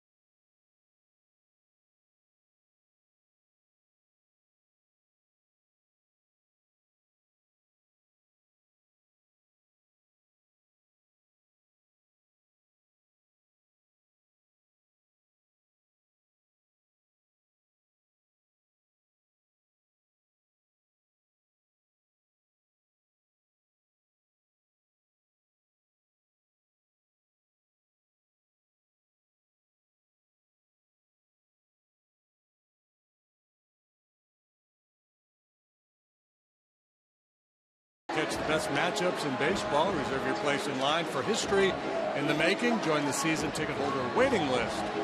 It's easy, free to register. For details, visit Cubs.com/waiting list. Daniel Norris with a 7-3 lead.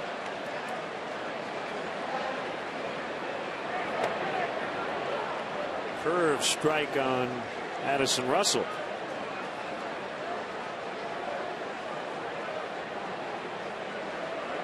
Final game of the season series. Detroit winners of 2 of the first 3.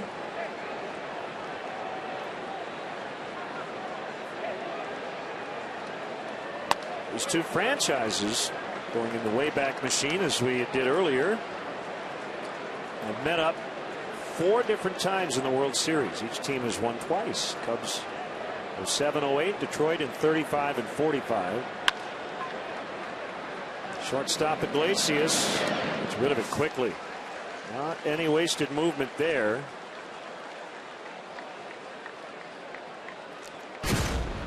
Southwest Airlines, how far did it fly? Dexter Fowler to the opposite way, 377 feet. Biscuit in the basket.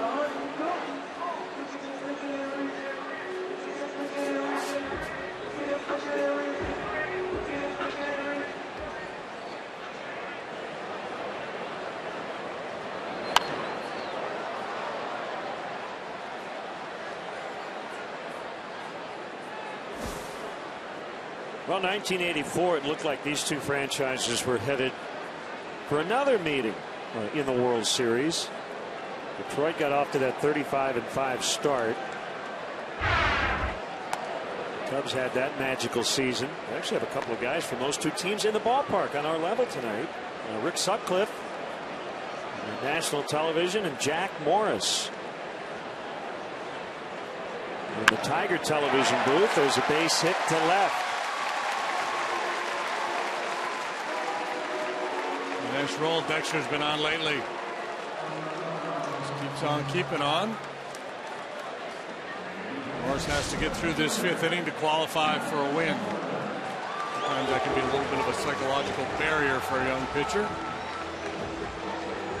The more important barrier is the middle of the Cubs order. It's coming up to hit here.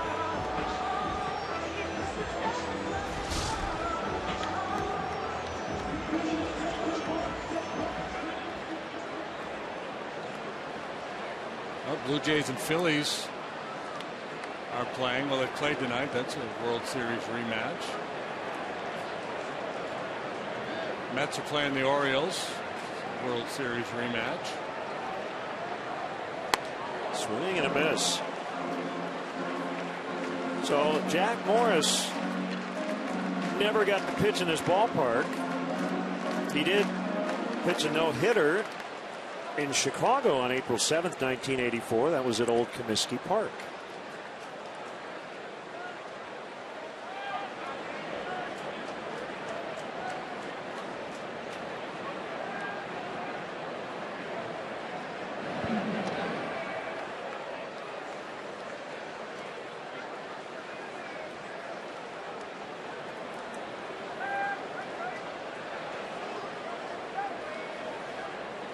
Madden has been impressed by Schwarber's approach against left-handed pitching, so he said he's going to get plenty of playing time against southpaws as well.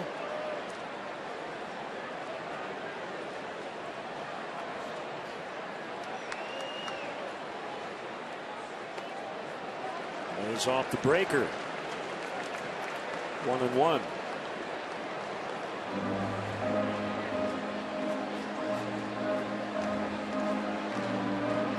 So far, coming into this ballgame, 235 against left-handed pitching with a couple of home runs, 3 doubles, so there's some slugging numbers there. What's going on?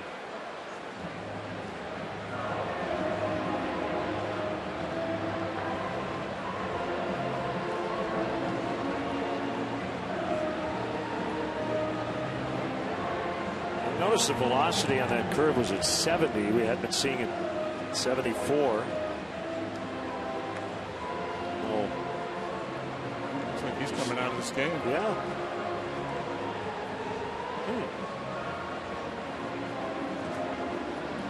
Well, he hit 95 on the first pitch of the inning. I don't know if it's related at all to an arm issue or what. He's not coming out.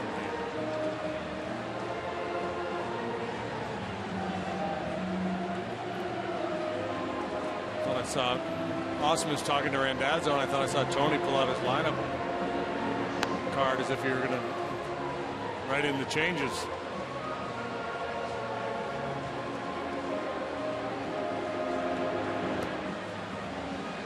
Yeah, he has clearly something's barking. Looks like an oblique, maybe. He puts his hand on that right hip.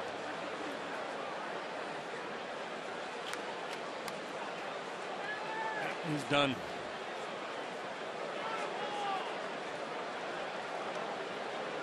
A tough break for the kid. It's been a magical night. A chance to win a game here at Wrigley Field. His first ever start here. He hit a home run in his first ever professional at bat.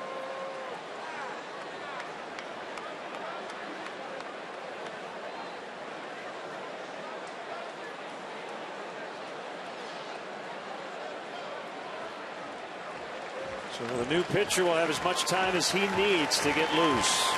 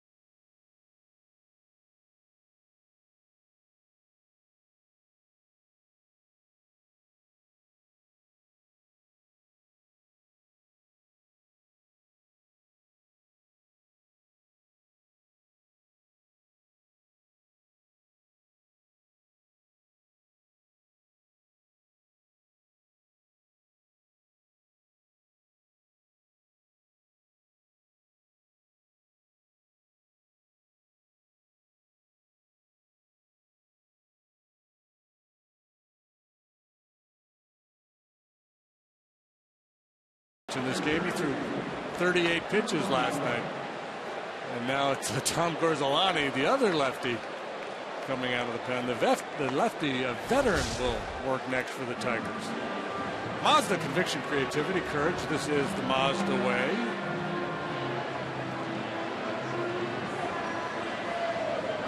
Again, he'll whatever he needs. Norris left due to some sort of injury. It appeared to be a side issue.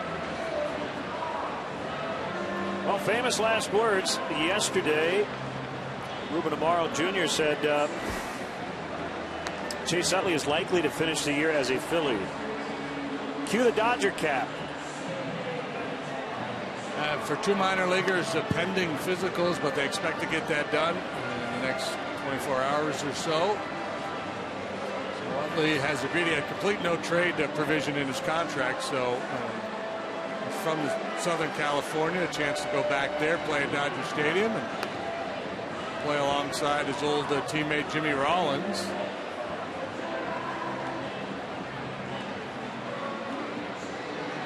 Dodgers clearly in go for it mode.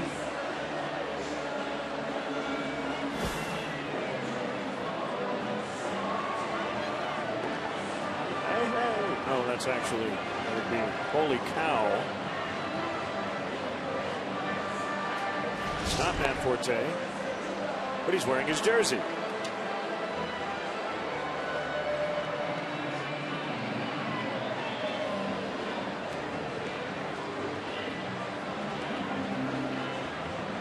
Gorzolani also pitched in the ballgame last night, but nowhere near as much as Hardy did. He only threw 8 pitches.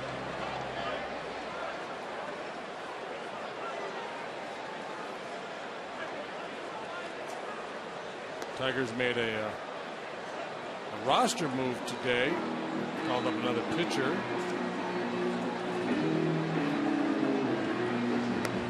Verhagen.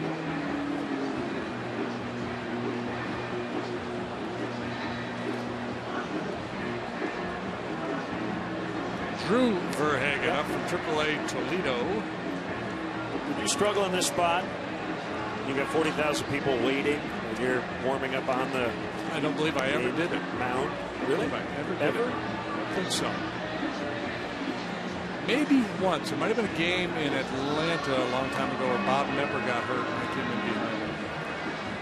Yeah, it's I think for a younger guy it's tougher. That's why a lot of times you see a pitching coach or manager will hang out there and kind of be a little mound buddy for that pitcher as he warms up. Some companionship. Before we continue, I'd like to pass along condolences to the family of Bob Lindell. Passed away last week following a long battle with brain cancer. He was an ardent Cubs fan from suburban Chicago. Thoughts and prayers to his wife Lisa and their 2 young children.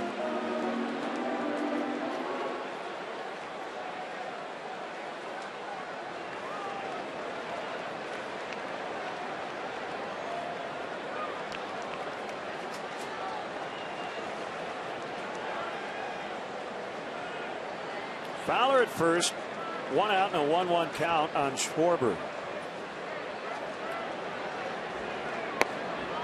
Outside, Zolani went to Marist High School, born in Evergreen Park, went to Triton College, University of Kansas, pitched for the Cubs, part of 2009, and in 2010.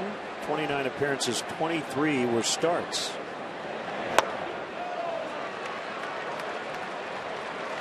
Three and one.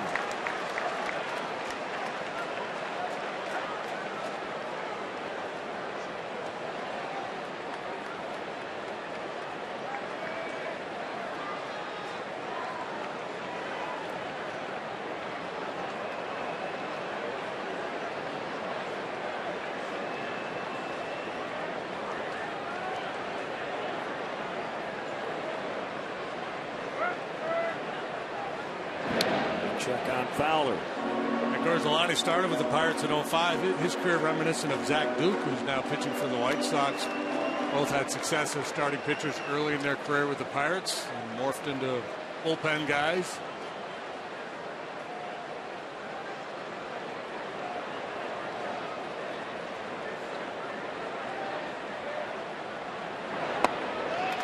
He walked him.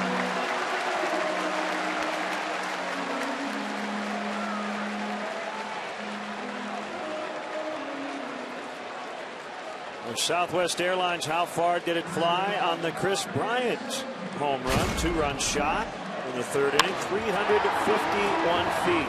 The basket to the left.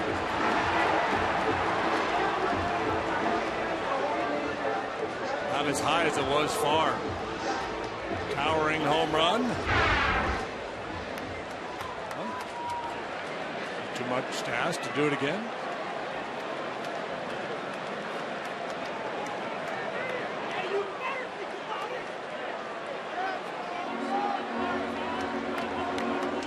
Cardinals have grabbed a 4-3 lead over the Giants. In the bottom of the 8th.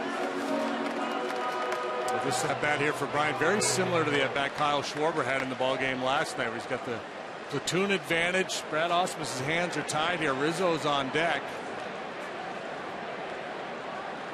His other lefty Hardy threw a lot of pitches last night. We're only in the 5th inning. It's a strike. He's trusting Gorzolani against Bryant here. Gorzolani has not given up a lot of home runs this year. 3 total, only 1 to a right-handed batter. The righties are hitting .355 against him. Yadier Molina with a go-ahead leadoff homer off Hunter Strickland in the bottom of the 8th.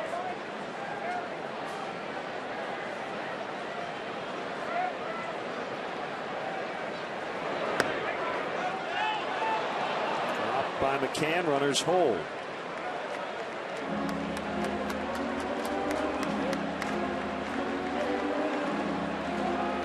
second big home run Molina's hit in that series. He only got a handful for the year.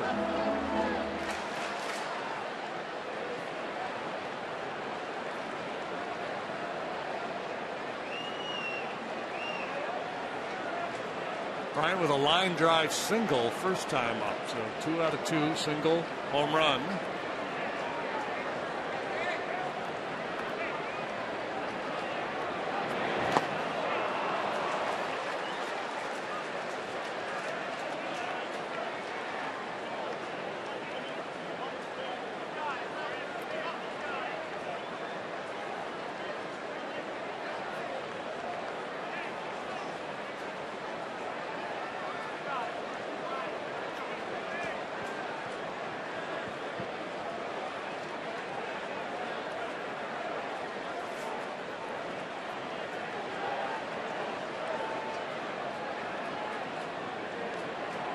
Two on the way. Blocked by McCann.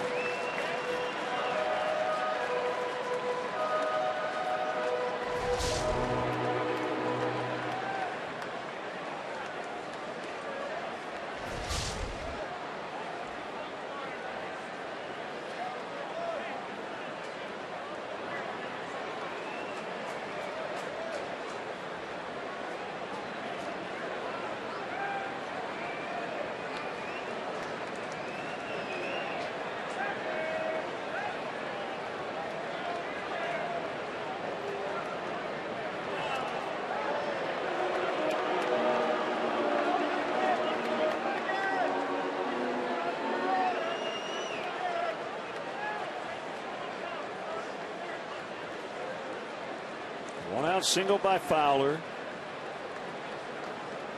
After a couple of pitches to Kyle Schwarber, the starter Norris left due to an injury. And it's Gorzolani. Couldn't get him to bite. 3-2.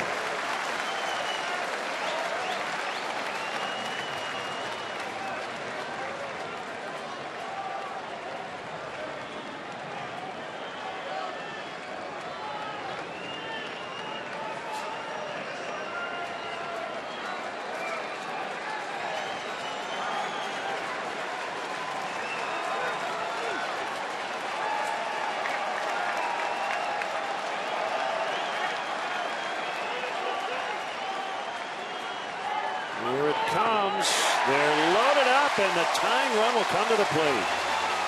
Chris will expand his zone from time to time, but when he does, it's usually an elevated fastball or a pitch that at least has the illusion of a strike. That one pretty easy to read out of Gorzolani's hand. Bryant accepts his walk, bases loaded.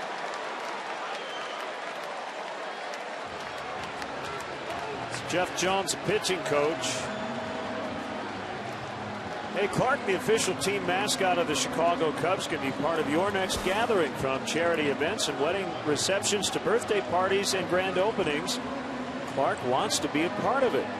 Email him directly, clark@cubs.com, or visit cubs.com/kids for more information.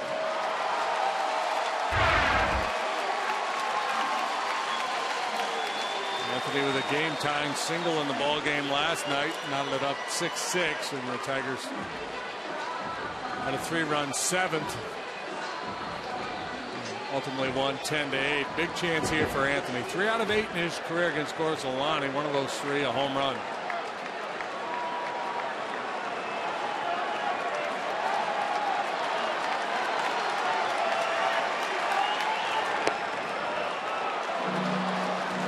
Strike one on Rizzo.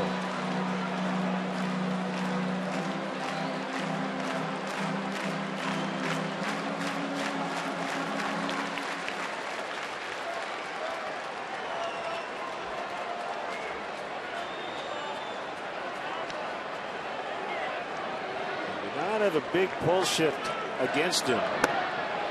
The lefty on the mound, and the base is full.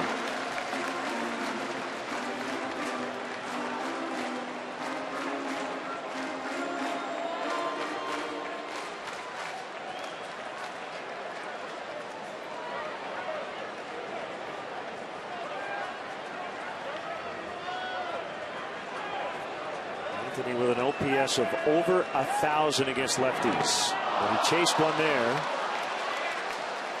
1-2. Like he's just cheating, playing a hunch. Thought maybe he'd get an inside fastball, and rarely do you see him go after a pitch that bad.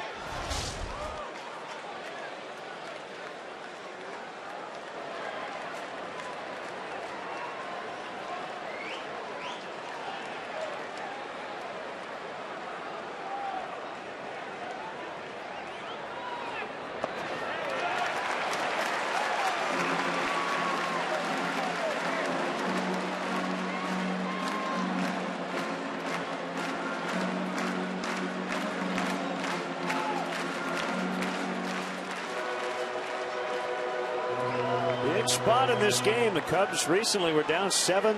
They picked up 3 on a couple of home runs in the third.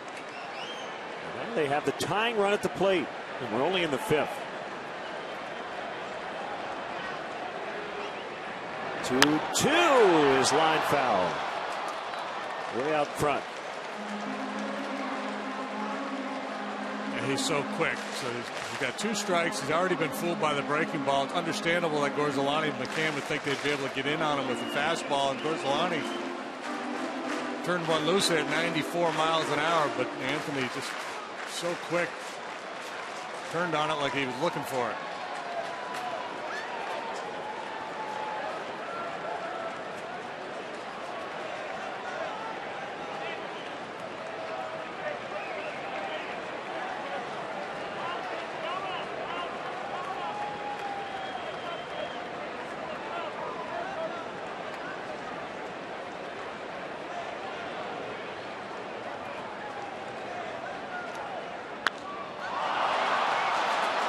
Up. Caught by Kinsler.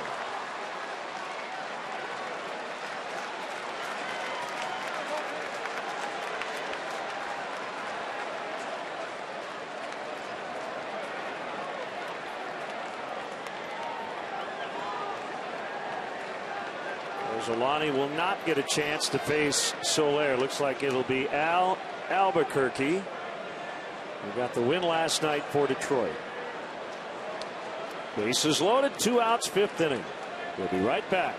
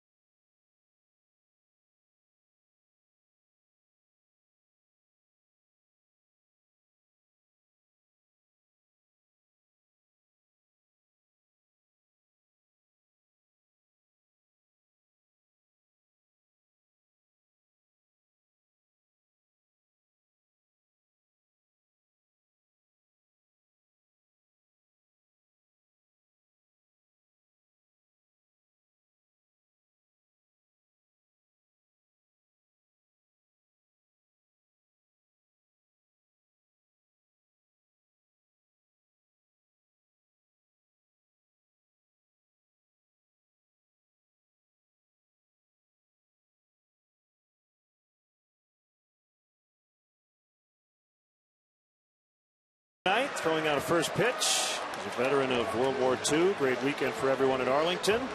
Local favorite, the Pizza Man, won the Arlington Million. He really delivered.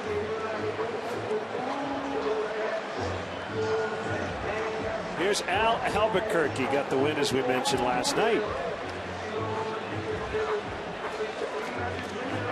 What if Al were short for Albuquerque? Let's pretend it is. Okay. Not research it any further. Just run with it. A third of an inning last night to pick up that win. He's made 7 pitches. He's been on a nice roll here lately for Brad Ausmus's group. He was owed one more warm-up toss. One run allowed in his last 15 outings. Of course, we're not so much concerned with the runs he allows, but those inherited runners.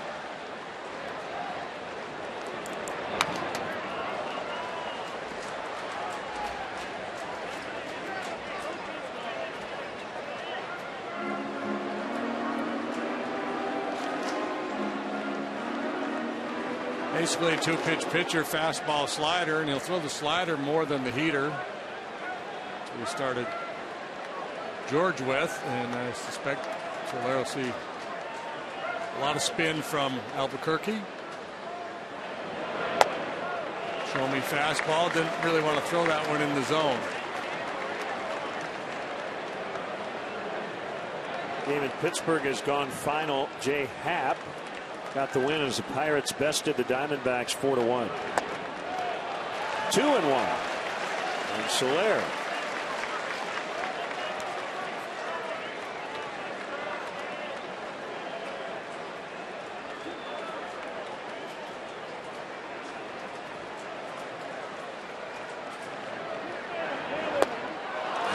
Got him off the hook.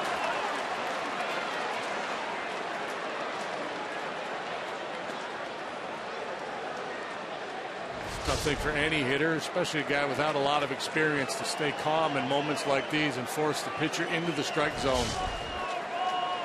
So badly wants to do some damage.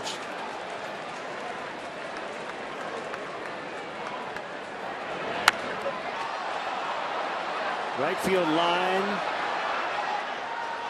Just out of play. It was a rather bold offering right there from Albuquerque. Challenge fastball after Soler showed a willingness to chase that slider off the plate.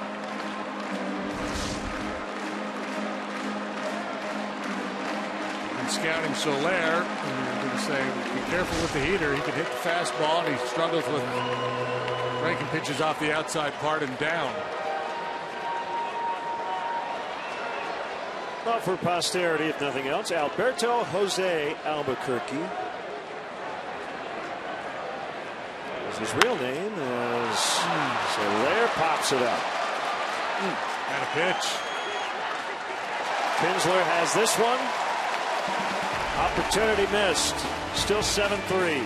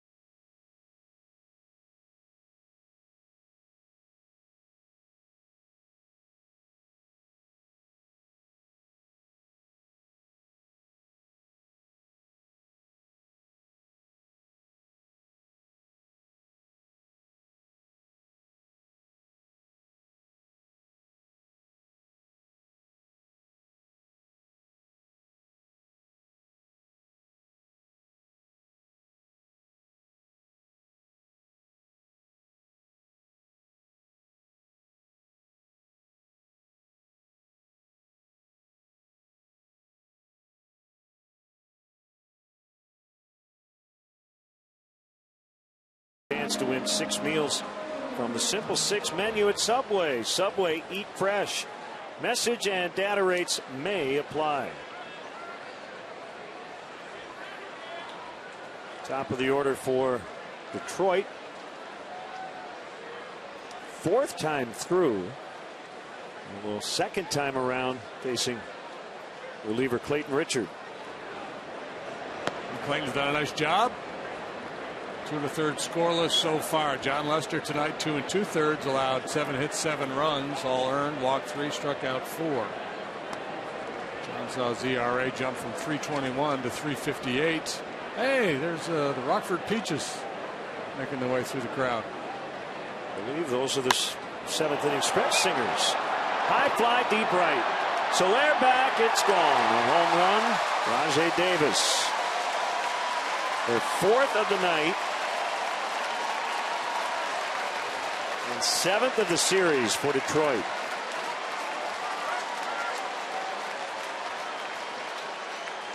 I've been a little mystified about this Tiger team. They lead the American League in batting average.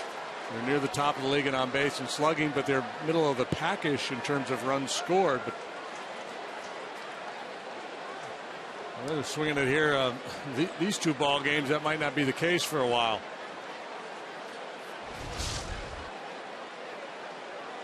Jeepa. 8-3. Kinsler takes a strike. It's over in St. Louis. Cardinals 4, Giants 3, a final. So Pirates winning. Cardinals winning. Giants losing.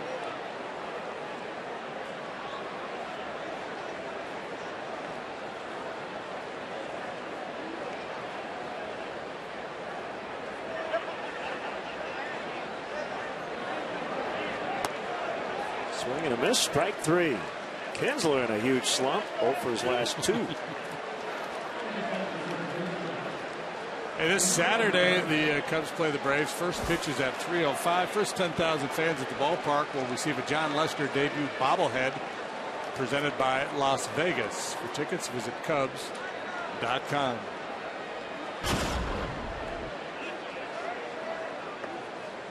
According to Tony Paul of the Detroit News, last night Miguel Cabrera spotted a Tiger fan near the first base dugout with a sign on which it said "Fire Ausmus." Cabrera bartered for the sign, gave the fan a ball in return as he deposits one into right. Cabrera took the sign. I assume he destroyed it in support of his manager. The exact same fan 3 years ago had a sign at U.S. Cellular Field that said "Fire Leland." And Cabrera playfully stole that sign before laughing and giving it back. So I'm not sure he destroyed it, though. I wouldn't be surprised if he hung it in the clubhouse. We're talking about the gallows humor that there is in this game. He had a playful weekend with Jose Altuve in Houston. You see that? They were Altuve would reach and one guy would pull on the jersey of the other guy. Martinez with a single, 3 hits in the inning. Cannot say Miguel Cabrera doesn't have fun at the ballpark. No, and he may remind some older folks, like people my age, of Willie Stargell, Pops. That was all. You know, he was always out there goofing around, having fun, playing tic-tac-toe out at first base.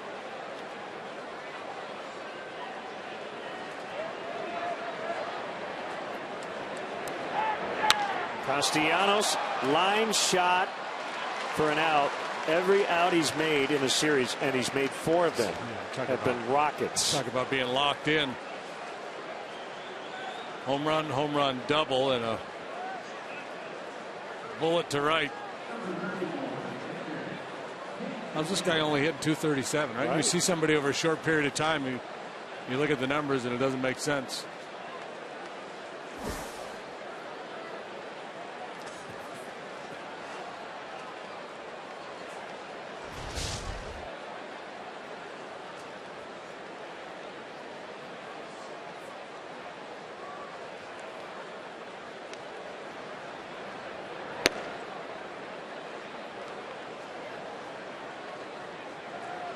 Yeah, as fun as a baseball fan as it is to watch Miguel Cabrera hit and Mike Trout do everything, I think Cub fans are happy those guys are in the other league. Yeah, you can watch the highlights on TV.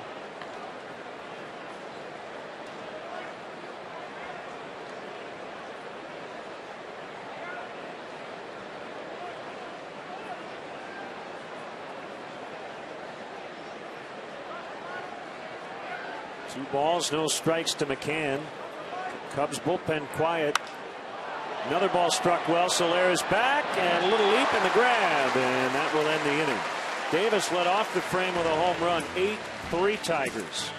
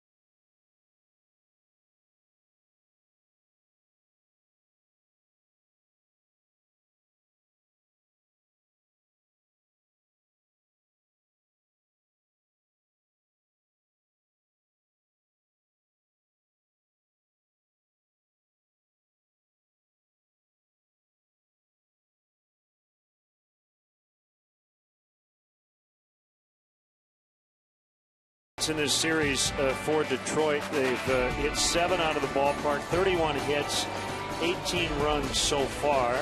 Tonight, Castellanos 3 hits, 2 homers, 5 knocked in. Multiple hit night for Fowler and for Bryant, each with a home run. Honda Dream Garage Sales event now at your Honda dealer. Albuquerque continues. Soler with the bases loaded to end the threat in the 5th. Ball 1 on Starlin Castro.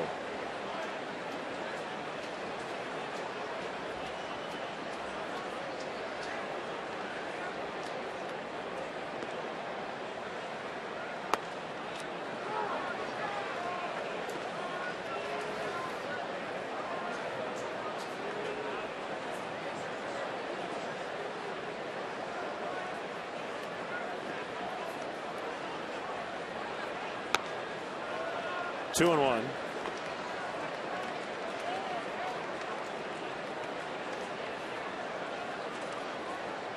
Padres edge the Braves 3-2 in San Diego.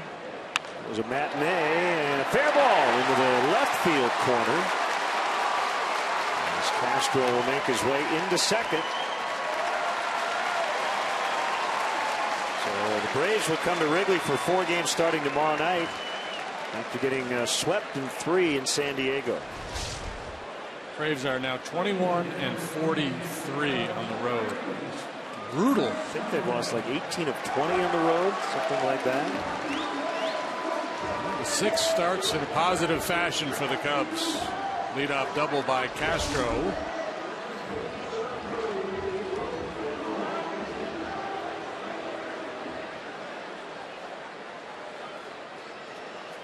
Chris Coughlin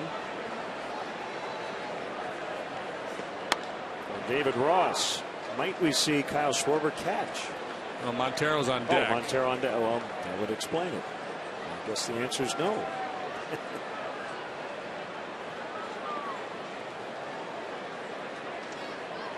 Suppose I should look at the on deck hitter before I theorize.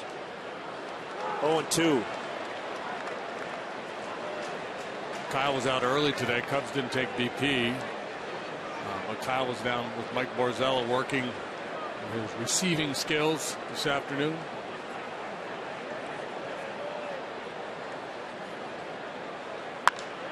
Driven deep, right center, and it will one-hop the wall. Castro will trot home. Coughlin around second, on his way to third. Throw there. Not in time. A triple.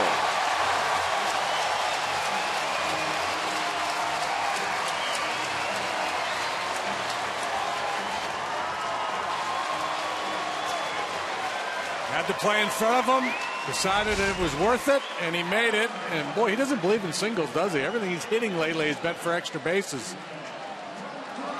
Boom. Check out that swing.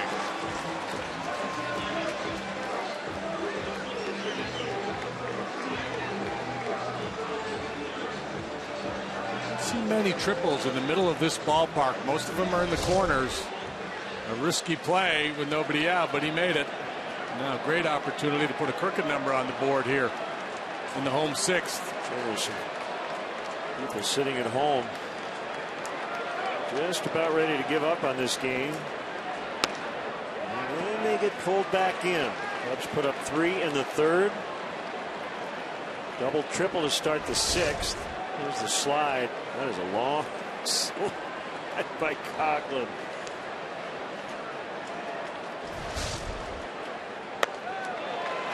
Way high, 2-0.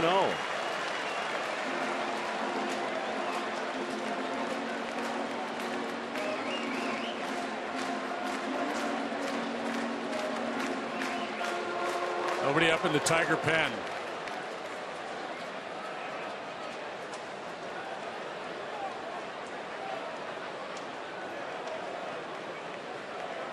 Yeah, in terms of the pitching in this series with the rain last night and the short starts tonight, for these two managers and pitching coaches, it probably feels like we've played 30 innings.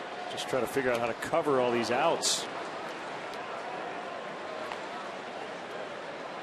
Yeah, and trying to identify those breaking points in a game where a game could flip, and you want to make sure you have the advantage in those situations. But when your starters come out so early in the game, you can't cover all those situations, not night after night,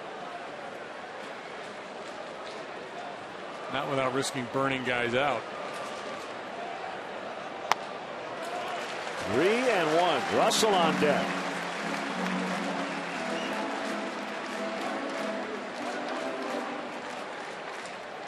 Albuquerque has not been sharp in this outing. He got Soler last inning to leave the bases loaded, but his command was not particularly good. Ball 4.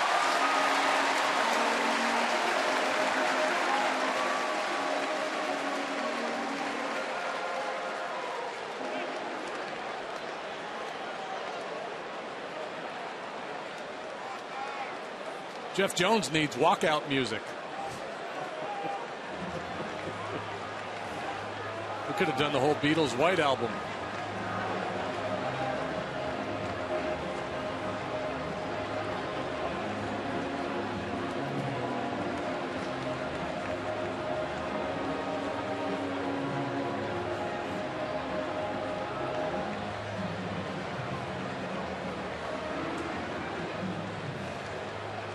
Russell will bat, 2 on, nobody out, no run in.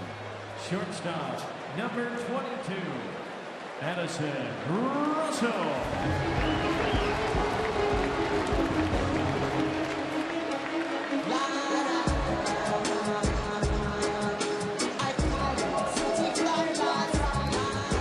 Walk up Wednesday. That's Vampire, Tribal Seed. So far tonight, I'm 0 for on the walk-up music in terms of identifying the song or the artist. complete whiff. Don't worry, Sister Golden Hair is listed somewhere here. We got to wait to play the Reds so we can get Todd Frazier with Sinatra. 1-1.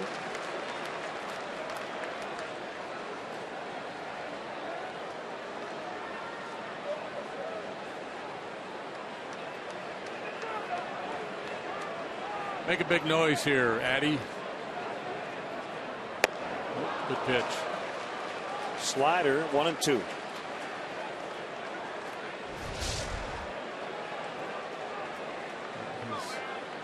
command has been spotty, but when he locates that slider, he could be awfully tough.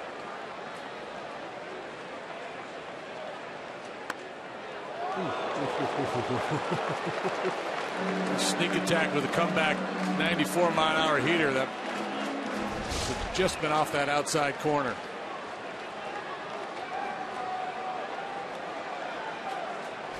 We used the word relentless recently during the winning streak regarding this offense lately. There's going to be 2. Not ideal. You do get a run out of it, but you're looking for a crooked number here this inning. Russell will not. I guess they do get a crooked number. 2 runs so far, but trying to get more. Russell will not get an RBI on the 6-4-3. So 2 outs, bases cleared. He pulled off that fastball. Last night he hit a pitch out away from him, drilled it to center field for that triple. This time I think he's trying to lift that one, pulled off it a little bit.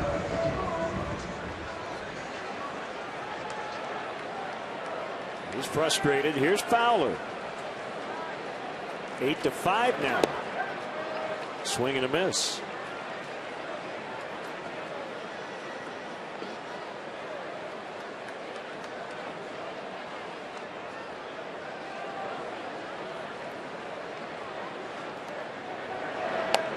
These are meaningless predictions because we have absolutely no idea what's going to happen the rest of the way, but I'll say it anyway. I think it's first to double digits tonight. Double digits? Somebody will hit 10 runs tonight. Yeah. If I were a bet man, I would say yes. And drive. Ghosts will backpedal and make the catch. Inning over. We go to the 7th. 8-5 Detroit.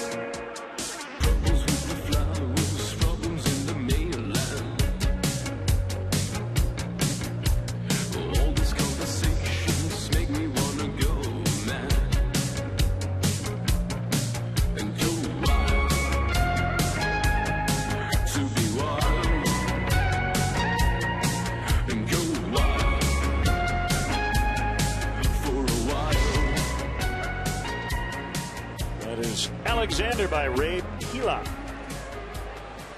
Castro moves over to his natural position, shortstop. Coughlin playing second. Montero catching and Jason Mott pitching to Jose Iglesias. There's Coughlin. The triple off the bench for him. High strike right at the belt.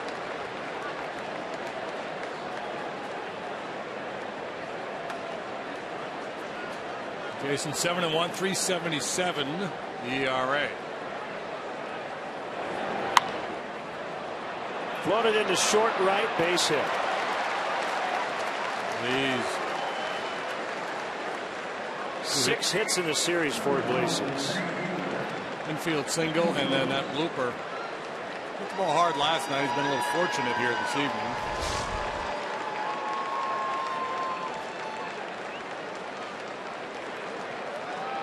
Good work by Clayton Richard. Slowed the Tigers down. 3 1/3, 5 hits, 1 run. It was earned. Didn't walk anybody. Struck out 4.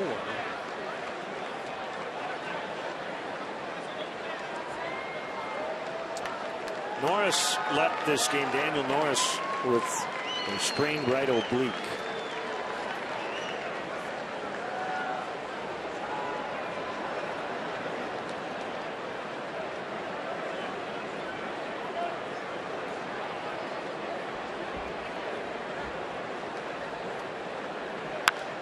Great swing, line shot into the seats.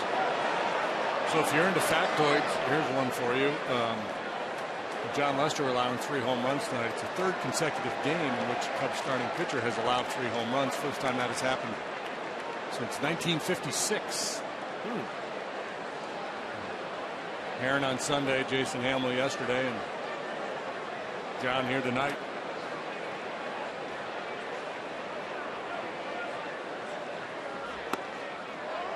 Inside, 1 ball, 1 strike.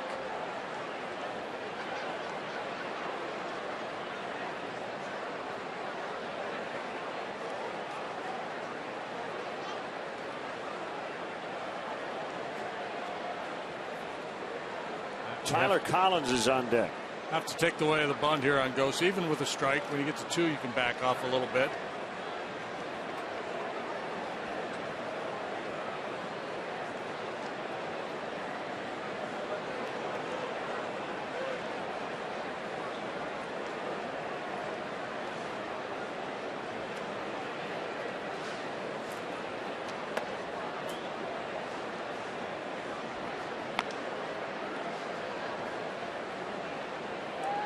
Dave Clark, the Tigers' third base coach and a former Cub, giving the signs. Omar Vizquel at first.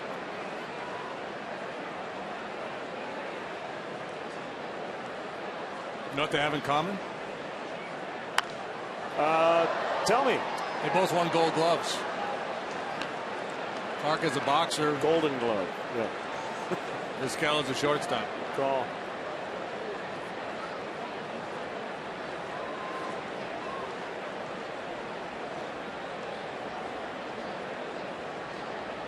"24 years, big leagues for Omar Vizquel."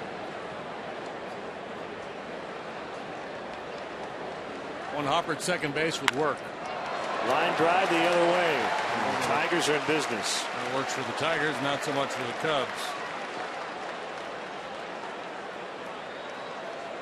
Cubs sneak back, score a couple. Tigers answer. Everybody in their starting lineup with at least 1 hit, including the pitcher Norris, who homered.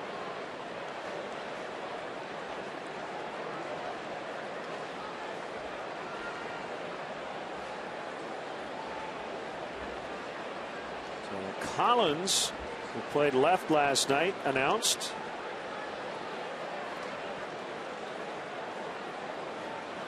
He went 1 for 4 with an RBI. Really tough to improve your batting average a whole lot in a short period of time this time of the year because you've had so many at bats. But some of these Tiger hitters, they're jumping that batting average 8-10 points here in 2 days. Bunted toward third. Mott will pick it up. Only plays first, and he gets Collins second and third, 1 away.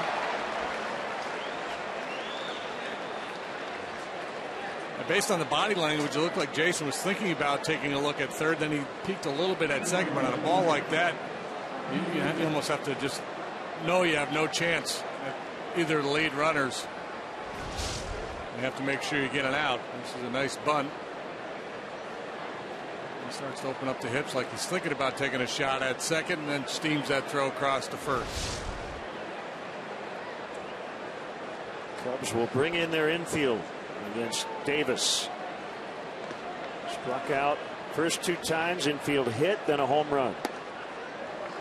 Fastball strike. The victory bells are in the house. They are. They will conduct the stretch. They look like the Rockford Peaches.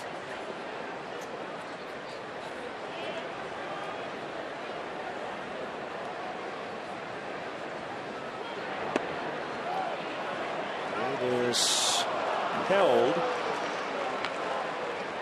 Toby Basner made the call at first.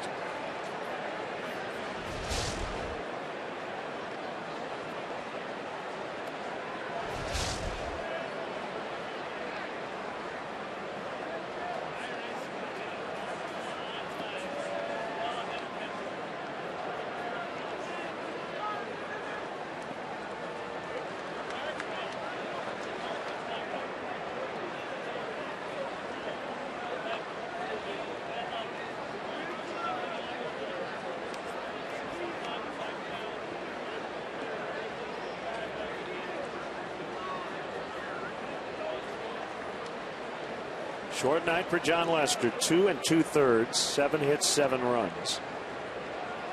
JD mentioned he gave up 3 homers, but Richard gave up 1, bases loaded, as Davis gets hit on a fastball.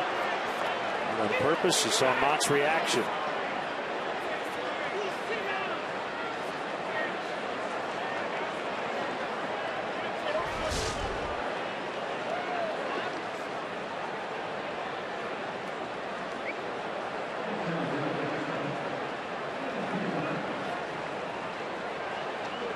Back of the elbow.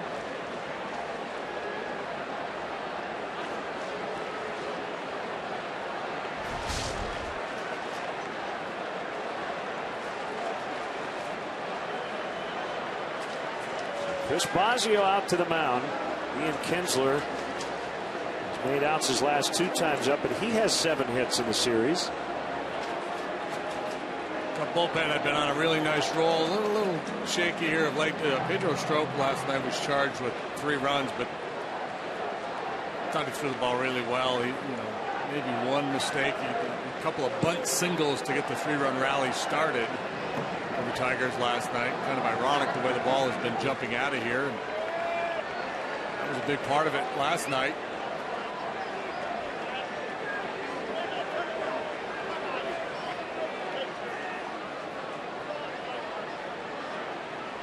Three on, 1 away. Pitch to Kinsler. In the air, left center. Iglesias tagging. Throw's going to go toward third. And it's a sacrifice fly for Kinsler to make it 9-5 Detroit.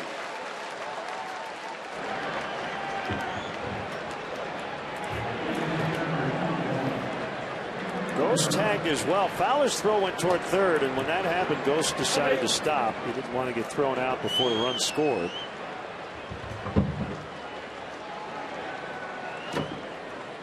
Remember when that happened in Houston? Mm-hmm. It was the Cubs against the Astros. I think it was under Lou Piniella. He wasn't real happy. No, I've seen it happen a couple of times. He got thrown out at third, negating a potential run. Cabrera lines one into center. Ghost is going to try to score, and he will. And I think he ran through a stop sign.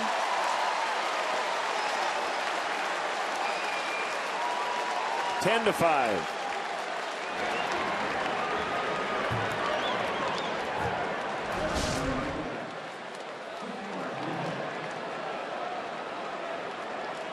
This man is a hit machine. Talked about his presence in the batter's box earlier.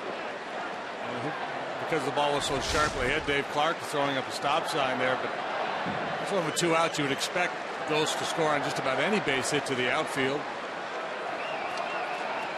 Clark was sending him and then put up a late stop sign, and Ghost blew right past it. You only get a ticket in this game for running through a red light if they throw you out.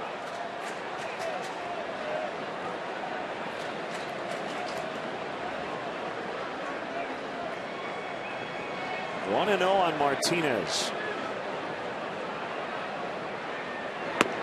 Detroit won 10-8 last night and leading 10-5 tonight. To keep their faint playoff hopes alive. Only 4.5 out of the second wild card, but behind a lot of teams.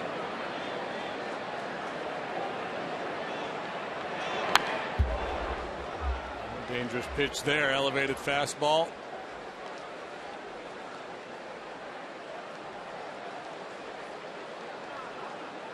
Well, it didn't take long for your double-digit run score to come true. Sadly, that is true. So those are the updated standings. Angels looking for their 3rd straight win over the White Sox to start that series. Rangers hanging around in that AL wildcard race. Derek Holland scheduled to pitch today for the 2nd time all year.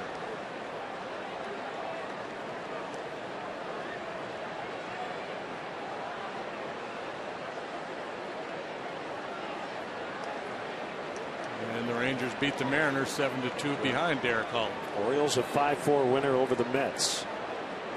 Walk-off fashion. Swing and a miss to end the inning. Time now for the 7th inning stretch, brought to you by Budweiser.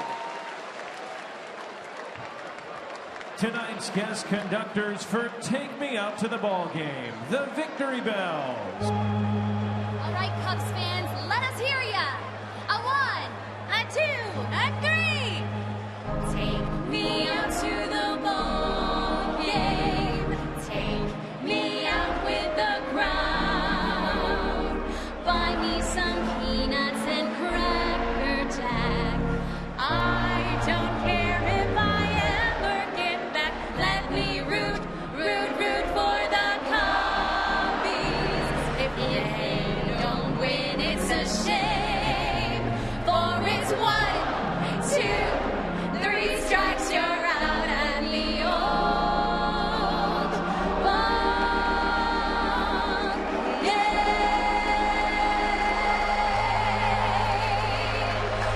Let's get some runs.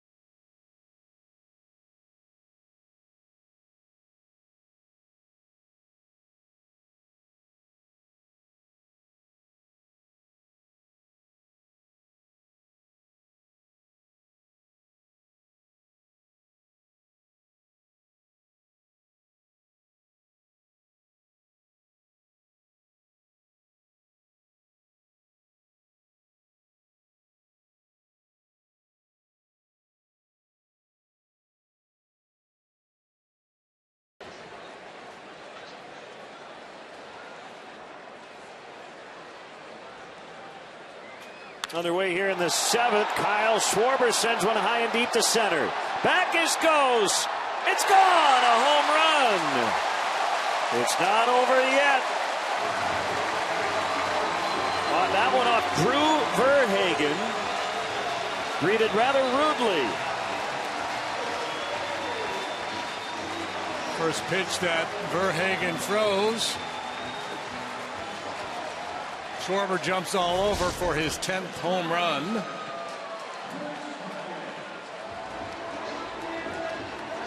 He's got no problem getting that ball in the air.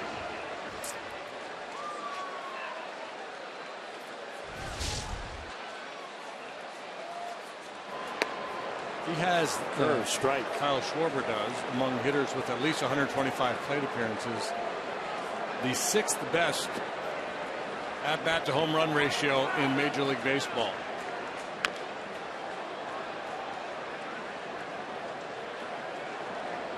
First home run allowed by Verhagen as Collins stays in and plays left. This is the 3rd career appearance for Verhagen. Ripped to left.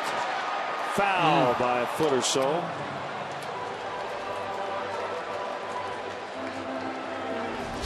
Southwest Airlines, how far did it fly? 1, 2, 3, 4, 6, 7, 8. How about 405 feet, the distance of that home run off the bat of Kyle Schwarber? 405. If you had 405 and how far did it fly pool, you're a winner.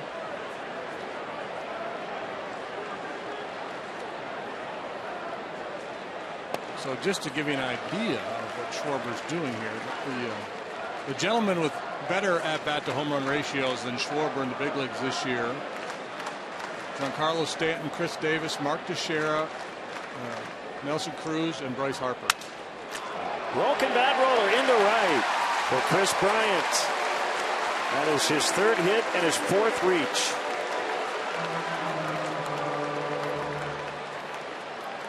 So let's see, Rizzo 23, Bryant has 17, Coghlan 14, Fowler 13, Montero 11, Schwarber now has 10. 6 Cubs in double digits. You have to think Russell and Soler will have a good chance to get there, as Russell has 7, Soler has 6. In a year in which his ballpark has not played hitter friendly.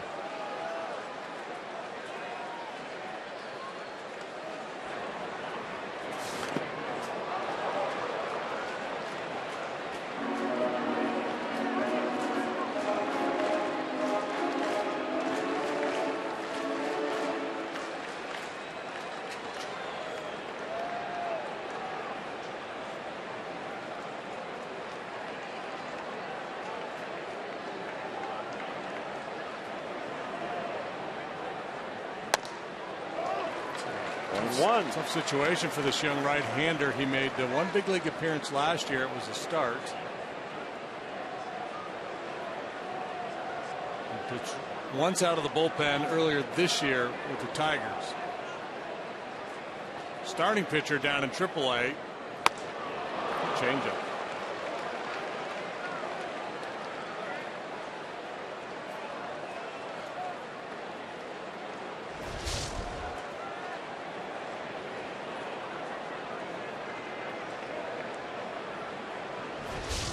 Well, check that. He's been working out of the pen at AAA this year. He's been a starter in prior years. Pretty much exclusively a starter.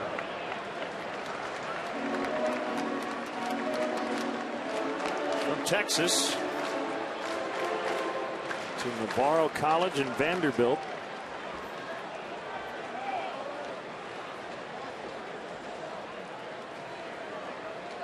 .66 230. Here's a 2-2, and that moved Rizzo's feet. It's full, 3-2.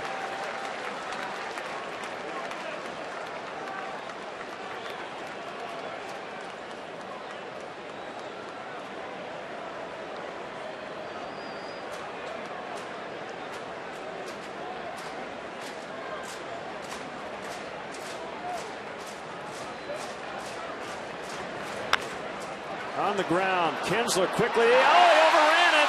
Everybody's safe. In his haste to maybe get 2, he didn't get any. of the series with the bat, but this is his second error tonight. He was having a very nice year defensively. And I like the last one, just I think he closed his glove a little too early. Just trying to be a little too fancy there in a hurry, trying to do the catch flip thing. Comes up empty.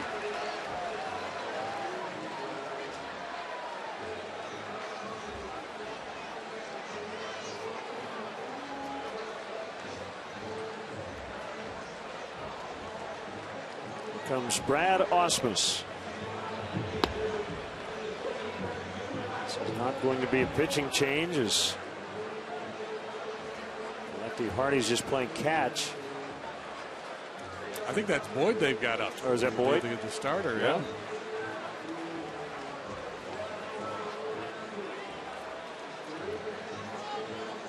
Playing fantasy baseball? If you are, MLB.tv serves up real-time highlights and pitch tracking on your out-of-market fantasy players live or on demand on over 400 devices. Blackout and other restrictions apply. Get MLB.tv today. So kind of an all-hands-on-deck approach here for Brad Ausmus.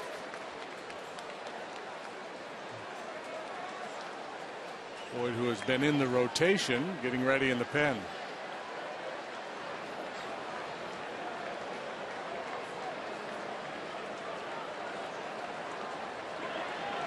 2 on, nobody out. A run in on the Schwarber leadoff blast. And the pitch to Jorge Soler misses inside. And a curve.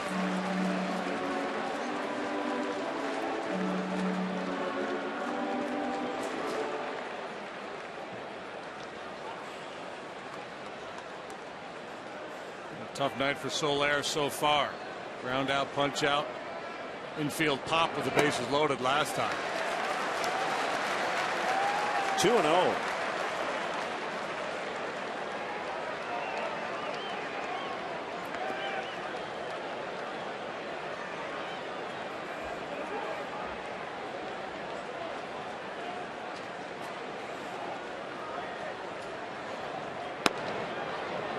On the edge.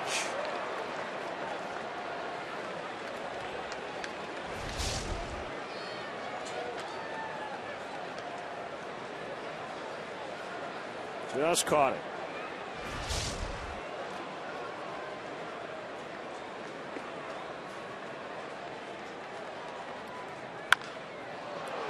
Should be 2. It is. Big double play for Verhagen. 6-4-3. Bryant's now at third, but there are 2 outs. And the second one of those they have turned tonight, and both helping to spike a rally. Ironically, the Cubs have grounded into fewer double plays than anybody in baseball, and the Tigers have grounded into the most.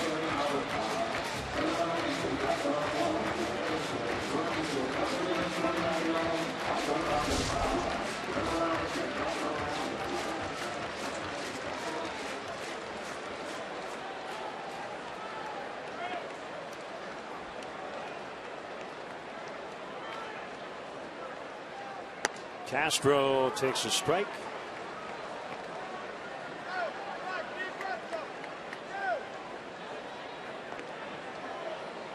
That's a tough night for Soler. Cause you to lose sleep after a night like tonight. Ground ball, be surrounded by Iglesias, off balance, out at first. Hang on a second. As Brandon Hyde wants Joe Madden to take a look at it, so they're telling the Tigers hang on before you head off the field. We'll get a look at it. And there won't be a challenge because he was out. Kyle Schwarber led off the bottom of the 7th with a home run. And it's now 10-6 Detroit.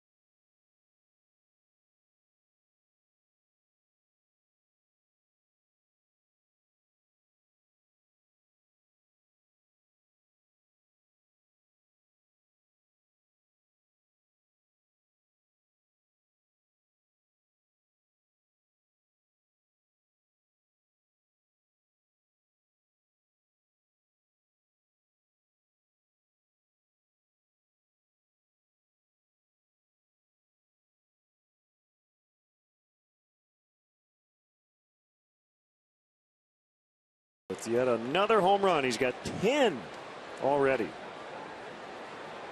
Jonathan Herrera comes in. He plays short. Third shortstop for the Cubs tonight. Russell, Castro, Herrera. New pitcher is James Russell. Castellanos takes a curveball off the plate inside. James working for the 45th time. He's pitched to a 3.34 ERA. Normally you're most concerned with Cabrera, J.D. Martinez, perhaps Ian Kinsler, but Castellanos has been absolutely locked in this series tonight. 2 home runs, a double, and a line drive to right last time up. Line drive to left. Fair ball, and he's on his way to second. What a night for Castellanos. Homer, grand slam double, line out double.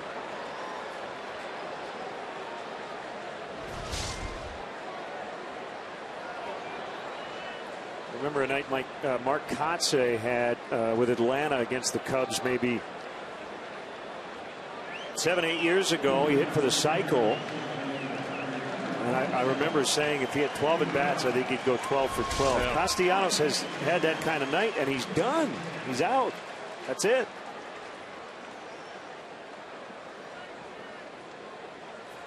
Osmus opting for defense here in the late innings, so he's going to run with Romine.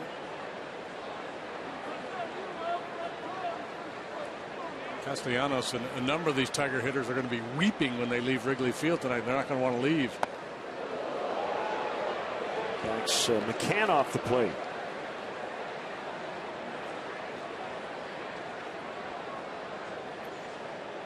It would be tough to convince the Tiger hitters that this ballpark has not been hitter friendly this year.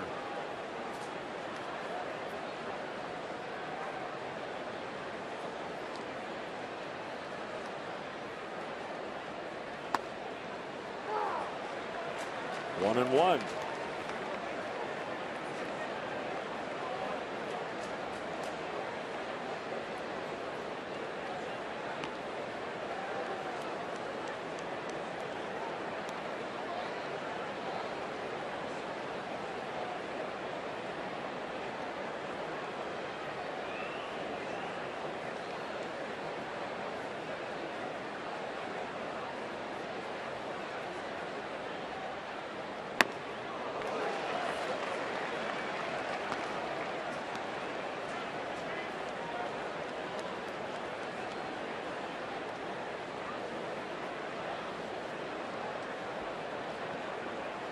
.35 hits for the Tigers in these 2 games.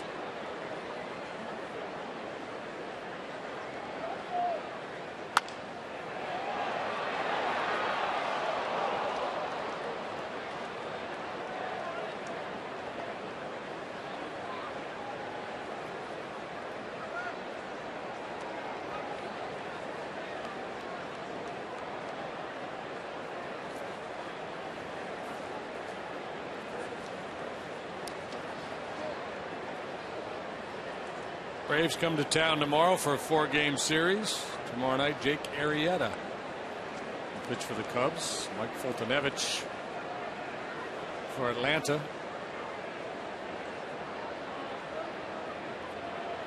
We'll have Sunday's game here on WGN. Matt Whistler and Jason Hamill. 1 o'clock for the leadoff man.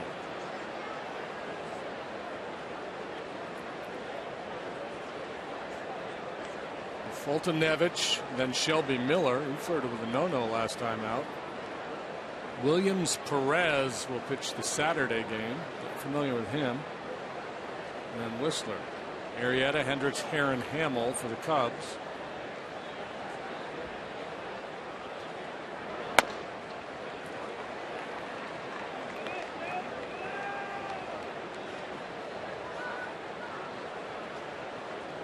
Speaking of Braves named Perez, I believe this is the anniversary. I think I read this today of Pascual Perez driving around Atlanta trying to find the ballpark, got stuck on the loop.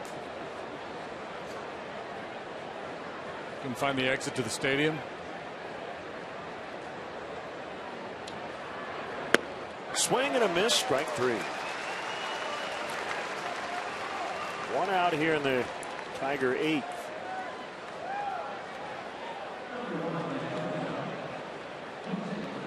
Trying to think who the pitcher was. I heard a story years ago. He was a young kid with the Yankees, and he was, I think, the starting pitcher on this particular day, and he was stuck in traffic getting to the ballpark, and he was getting a ride from his wife or somebody, and he heard the anthem playing, so he got out of the car and sprinted into the ballpark.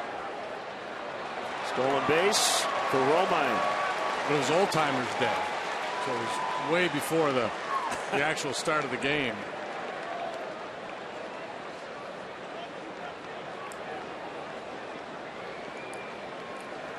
You can see how that would induce panic. Oh, God.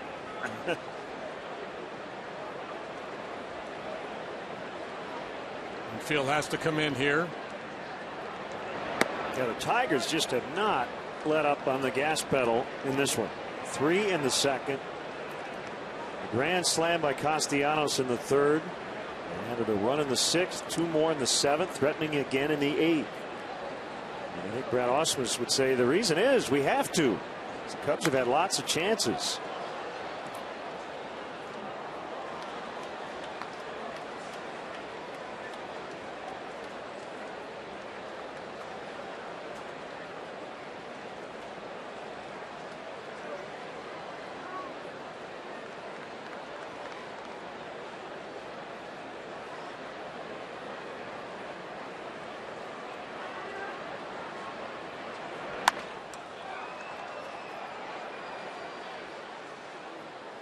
Two and two.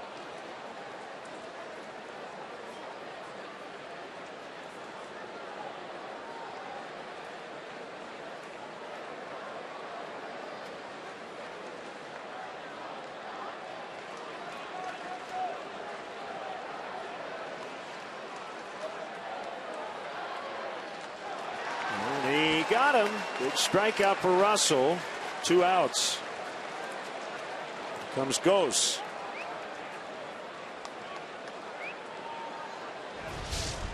A good execution here by Russell. He's not known as a strikeout pitcher. Took advantage of Iglesias' desire to drive that run in, bounce that curveball, and got him to chase.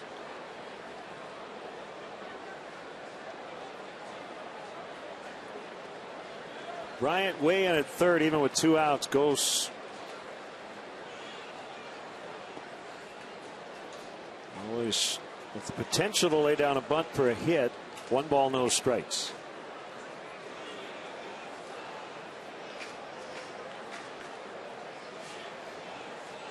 That pitch by Russell, a great example of what Joe Madden was talking to us about earlier today, about when you need a strikeout, you got to have the willingness to bounce it way out of the zone.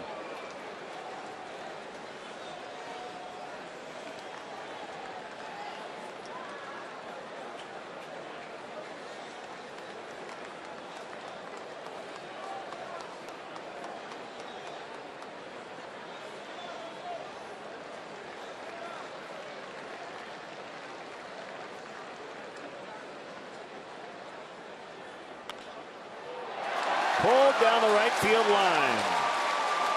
Romine scores. Gose is going to try for 3, and he will reach. Solaire's throw got by the first cutoff man, Coghlan. I thought if Chris had been able to make that play, they had a shot at Gose, but once it trickled past him, really no chance. So a 2-out RBI triple to make it 11-6. Yeah, I think the smart play for Gose is to drop anchor here at second base. The really good play for Gose is driving in yet another run for the Tigers.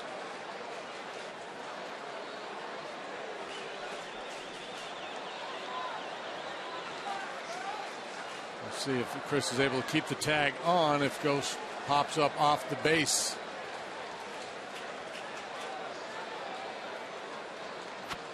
Cubs will not challenge. Playing a game of Twister there.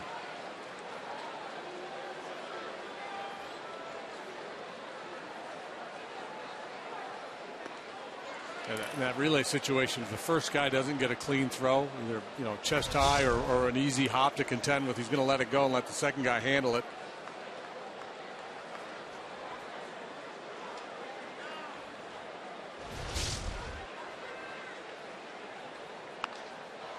Poke to left. Fair. Ghost is in. Collins to second. Throw there. Safe.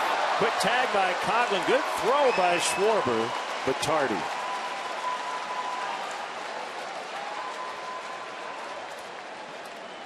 Twelve to 6.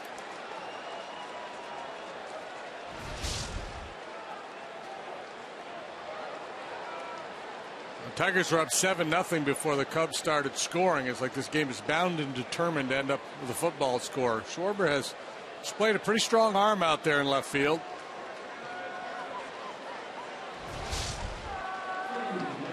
Bring up switch hitting Victor Martinez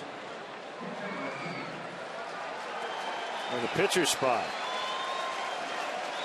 Last night he came on as a pinch hitter, was intentionally walked, and then was lifted for a pinch runner.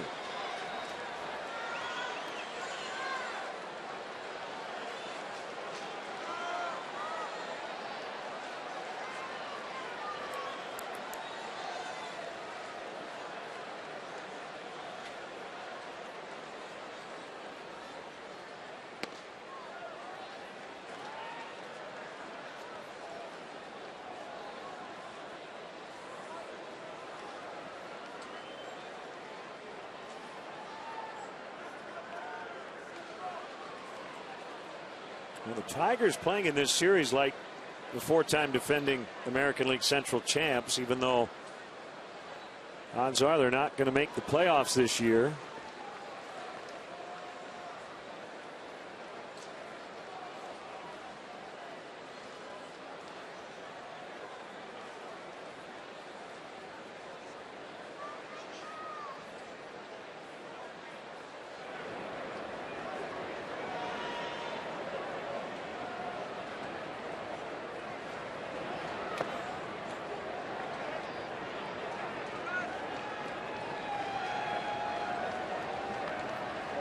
Two and one.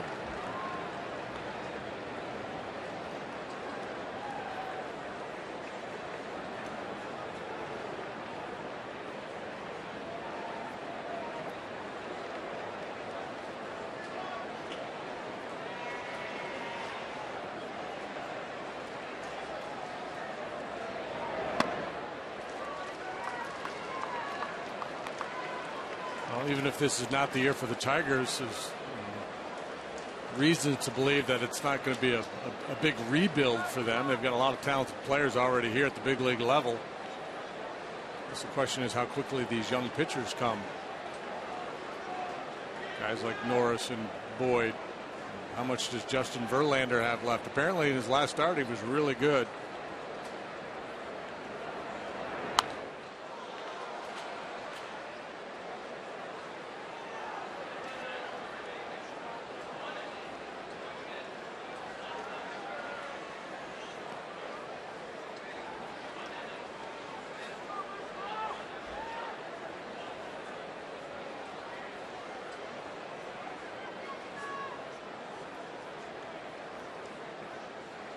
Three and two on the veteran Victor Martinez.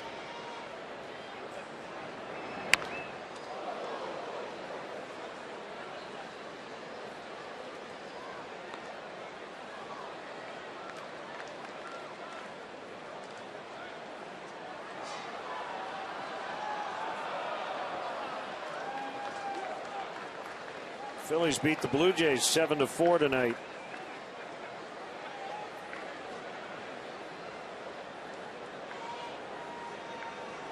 Mark Burley took the loss. Adam Morgan got the win. You know that popular phrase, what have you done for me lately? Sometimes it doesn't matter what you've done for someone lately. Pedro Florimon, game-winning hit for the Pirates last night. Right. Designated for assignment today. How about that? Thanks for the memories. Thanks for the contribution, son.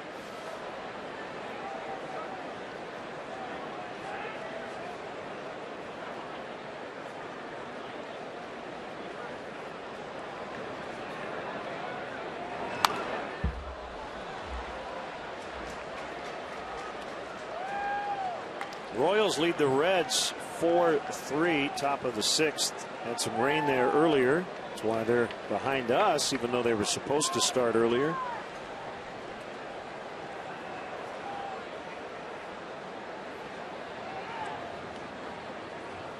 Ryan Braun passed Robin Yount on the all-time Brewers home run list, hit number 252 in an 8-7 win over Miami. Chris Davis hit 2. That's deep. Schwarber will have to play the carom diagonally off that well. It's a double for Martinez. Collins is in. It's a 3-run 8th inning. 3 straight 2-out run scoring extra base hits.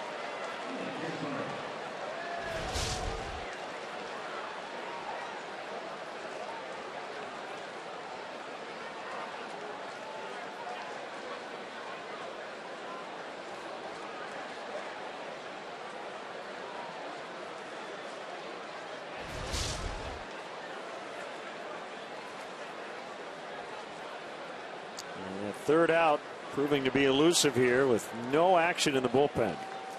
Yeah, tough night for Russell, and sometimes you just got to eat it.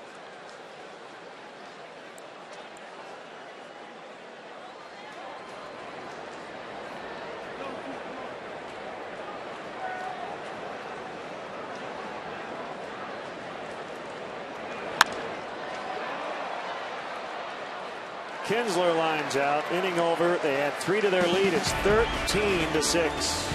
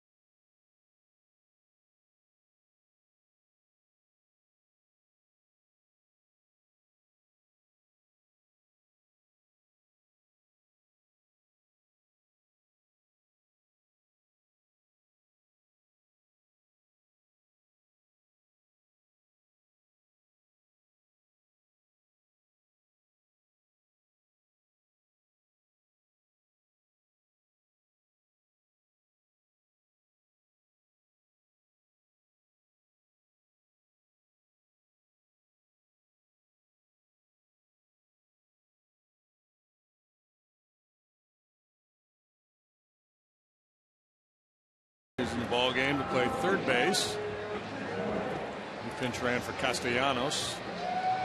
And then another one of these young left-handers that the Tigers acquired from the Blue Jays in the David Price deal will pitch. Matt Boyd, 1-3, 7.50 the ERA. He was the starting pitcher Sunday in Houston, got knocked around. So overall, the number's not good for him. 5 games, a 7.50 ERA. All 5 of those appearances coming as a starting pitcher. So this is probably a throw day for him, and then he probably said, all right, here's the deal. You got a short bullpen. Might need you. Stay ready. Lo and behold, here he is. Facing Chris Coghlan.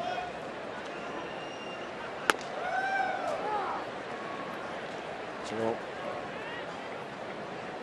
Cubs winning 9 in a row and staring at what would be their third consecutive loss.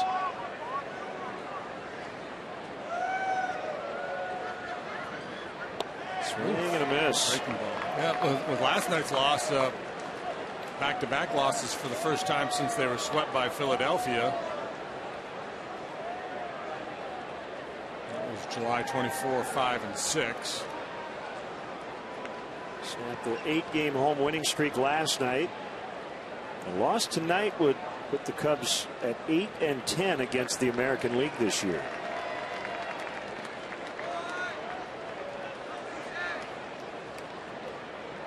But it's not as if the Cubs weren't going to have another 3 or 4 game losing streak the rest of the way, and that's where you bank those wins during the big stretch of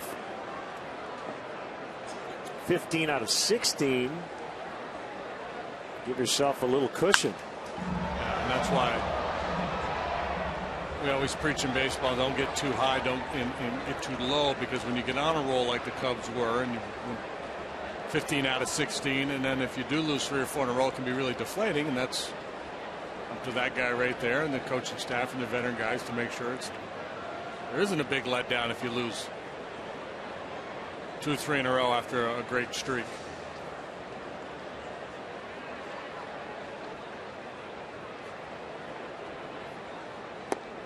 It's funny when you watch a team play that well for so long, though, you get that feeling like, man, they're never going to lose again. Right. Or if they do, it'd be a little like the Sale game. You know, they're going to run into a red hot pitcher and he's going to shut them down, but then they'll go on and pick right up where they left off.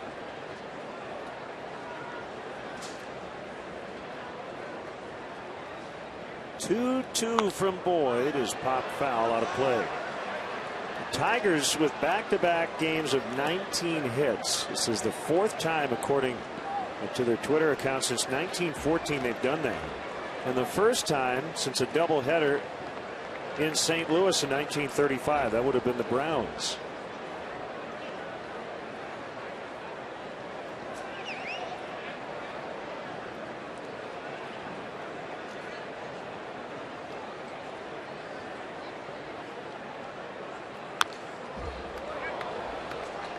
Well, getting back to National League play, I guess the Cubs had a streak going that'll continue, right? There's 3 losses coming versus the American League. Good spin right there. Good spin.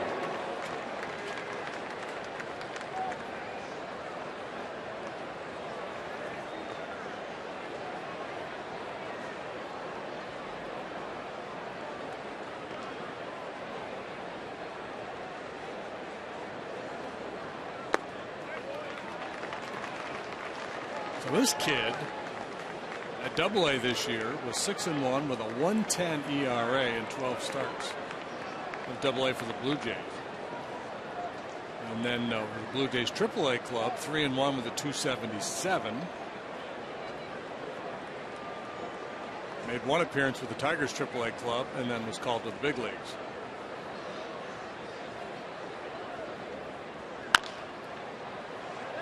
Chopper Kinsler, who's already made 2 errors, makes this play.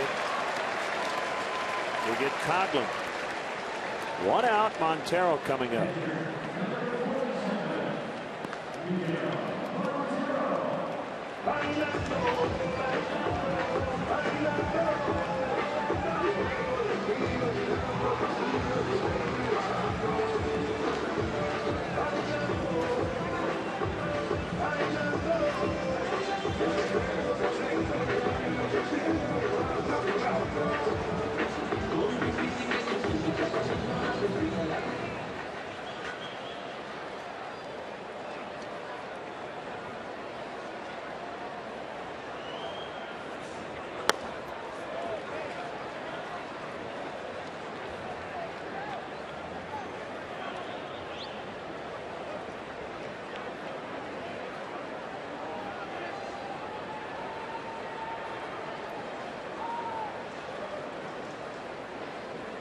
Lefty to lefty. Here's the 0-1.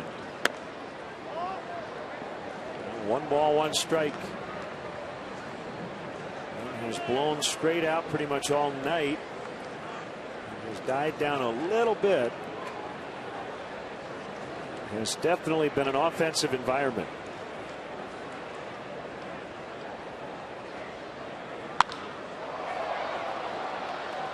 Should be easy for Ghosts. And he goes and gets it. 2 outs.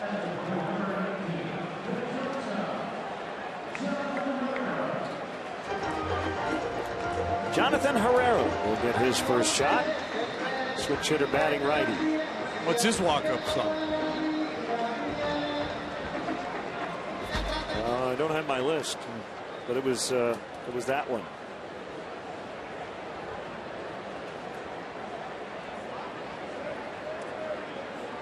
Build a graphic down there.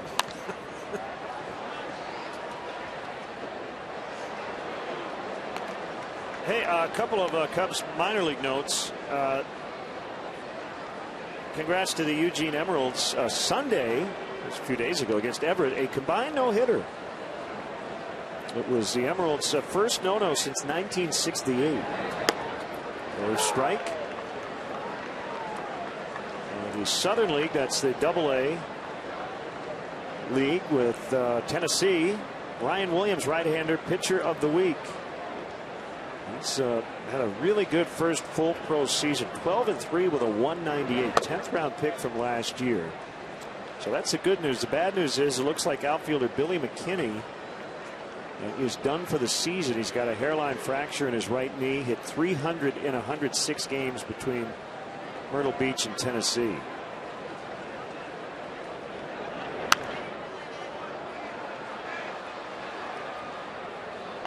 McKinney, good hitting prospect. Came over from the A's in the Samardzija Hamel deal with Addison Russell last summer.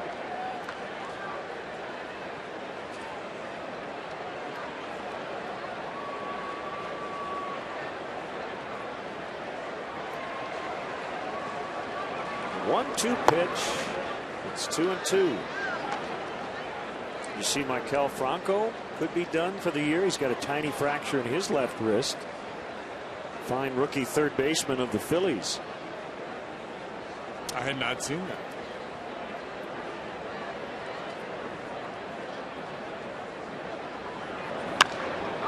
Deep left field. Back on it is Collins at the track. It's off the wall. He's got to chase it down. And Herrera will stop at second. He's not going to take any chances down big with 2 outs. I know Herrera is not a power guy, but he torched that one. I don't know how that stayed in the ballpark. Because he hit it into the well area. But, man, the ball's been carrying tonight. I mean, he jumped all over this one.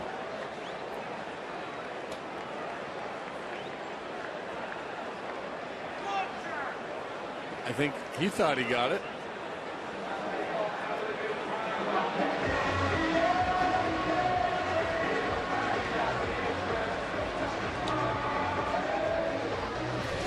Pitching change in the 8th. We'll be back.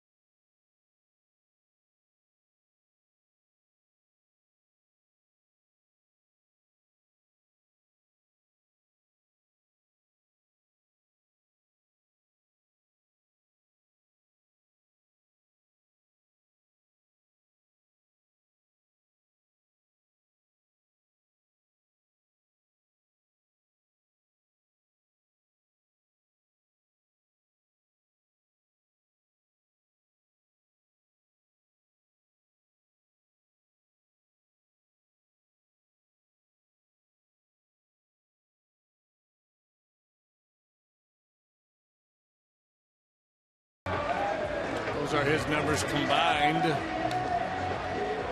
in his time with the Rangers this year and then with the Tigers. Really struggled since joining Detroit. 11.91 ERA, 13 appearances in a Tiger uniform. All-Star 2010, 40 saves that year. Phillies, 6'3", 225. Still only 27 years old.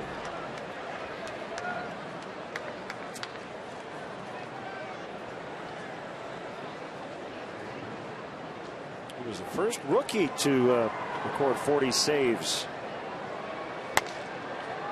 2010. Strike called on Fowler.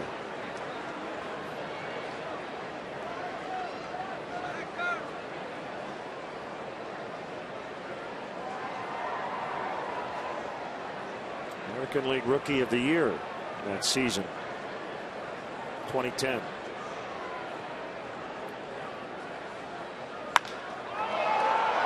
Fly ball out of the left center, and it's going to drop and one hop the wall. Herrera scores. It's a double for Fowler as Collins and Ghost chat about it. Well, Collins went after that ball, kind of looking like Ghost was going to catch it.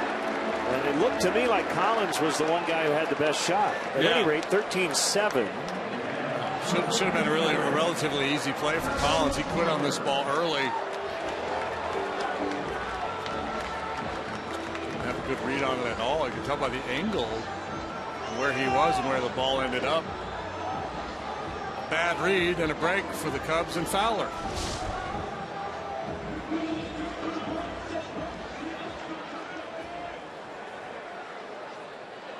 It's ironic the Tigers have played a sloppy game. That was a misplay. 2 errors by Kinsler. They've been able to cover it up with all this hitting. So that run will be charged to Boyd.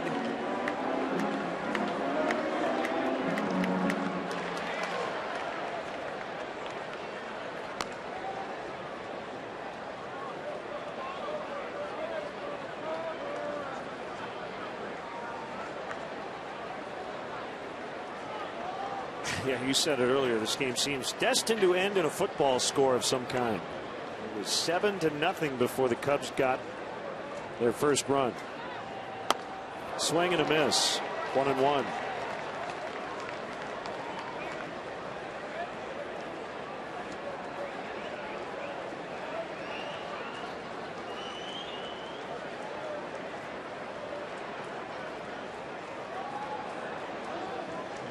Results have not been there for Phillies, but the velocity sure is in terms of radar gun readings now versus in his glory days, if you will, with the Rangers a few years back when he was getting all those saves. It would be a huge development for the Tigers going into next year. Somebody with his type of resume could grab that 9th inning role.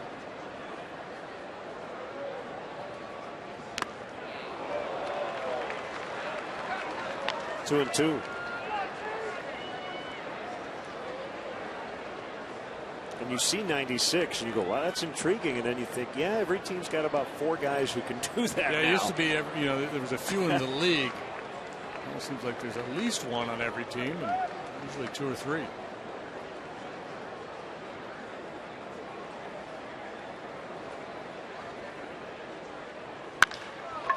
Toward right, diving stop. Cabrera from his knees. He gets him 3-1 to end the inning.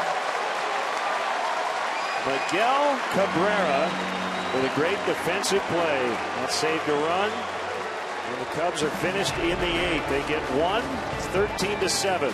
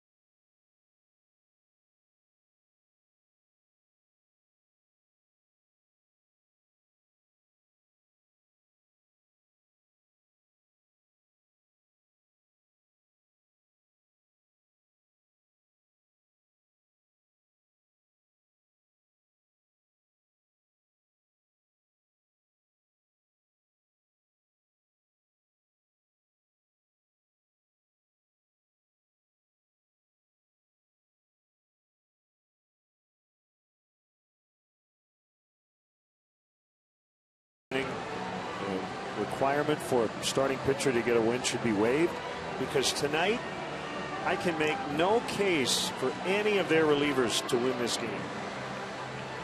None. Yeah. There isn't one. And if the kid doesn't get hurt, I mean, who do you give it to right now? Well, let me look.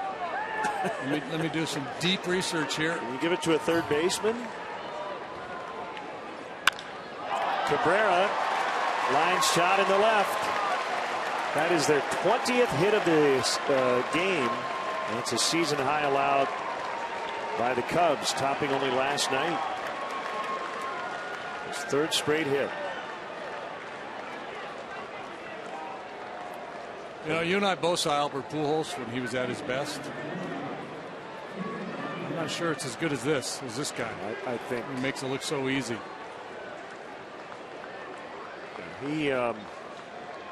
He's as good a right-handed hitter as we've seen in a long time. Joe Madden, Ron Kuma, we were chatting in Joe's office the other day, made the Edgar Martinez comparison. Similar.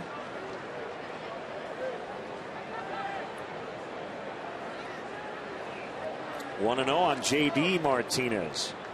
Yeah, so Norris went 4 1/3. He can't get the win. He allowed 3 runs. Tom Gorzolani got 1 out. Yeah, walked 2. Albuquerque gave up 2 runs in an inning and a third. Verhagen gave up a run in an inning. Boyd gave up a run, got 2 outs. I suppose if Feliz finishes and doesn't give up anything, he's probably going to get the win.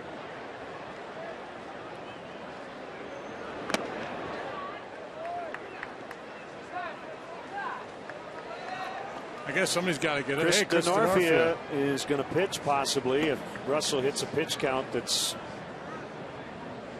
a bit unpalatable for his manager. One of the arguments against taking away the 5-inning requirement is you're asking an official scorer occasionally to make these subjective decisions. You know, if you get rid of the 5-inning thing, then what are the parameters? Well, I got to tell you, Bob Rosenberg has a very difficult decision tonight with the 5-inning rule. Yeah, if nothing else, 54 mile. Way up in the air, deep to left, Schwarber. Can't get it, it's a home run. J.D. Martinez, 2-run blast. 15-7. Yikes.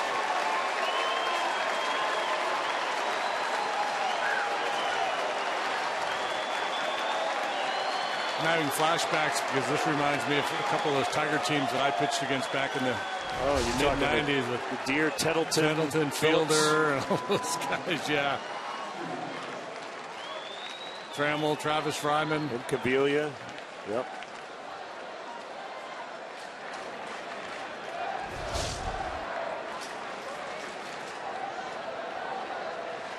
Twelve extra base hits of their 21 hits have gone for extra bases.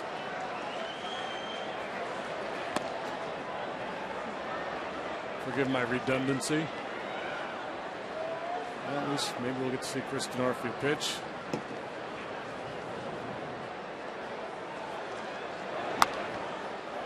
It's not Ryan Dempster warming up in the pen. I'll say it. I've probably got 800,000 tweets this year.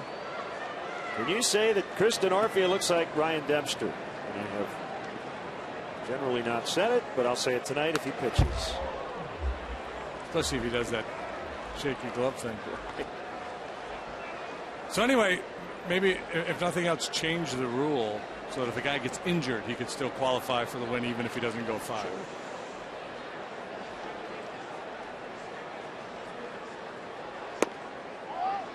See, I think Rosie should make history tonight. When he fills out his official card, he should give the win to Norris. 1-2 to Romine. Just go completely rogue. Give it to Jack Morris. Give it to Jack.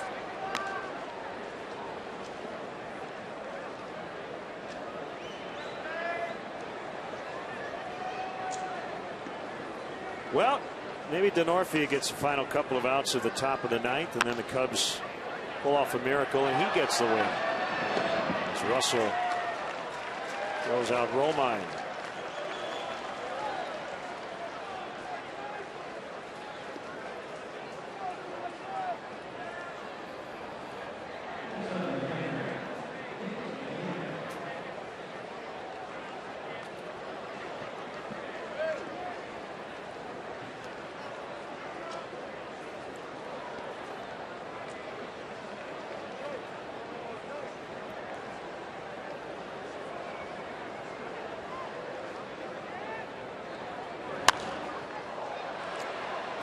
Up foul over near first and off the dugout.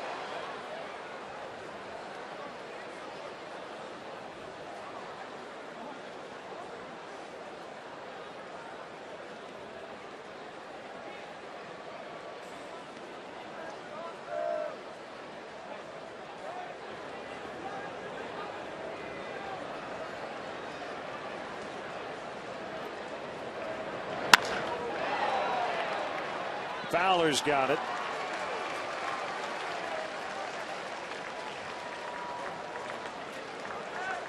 Here comes the manager, and he wants Chris Denorfia.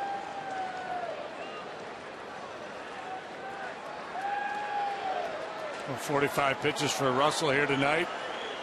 Clayton Richard threw 50 pitches.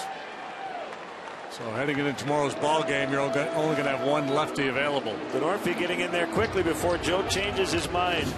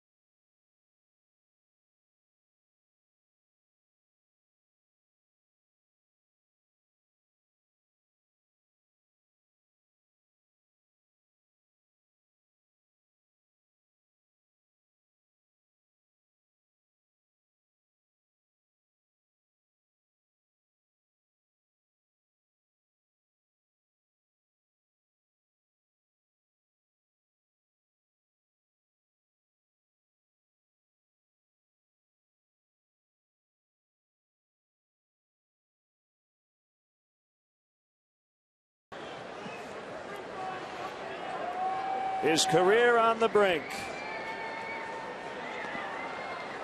Will this be the final performance? Here's Denorfia. Go, man. Don't stop. Right. He was ready to go about 2 minutes ago. As David Ross will attest, this could be a little nerve-wracking, even for veteran guys, been around a long time. All of a sudden you throw them out there on the mound. It's something completely different.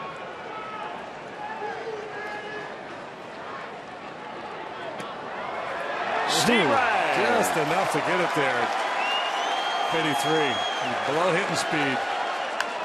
Ground ball, second base. Denorfia. ERA of 0, matching David Ross. 15-7.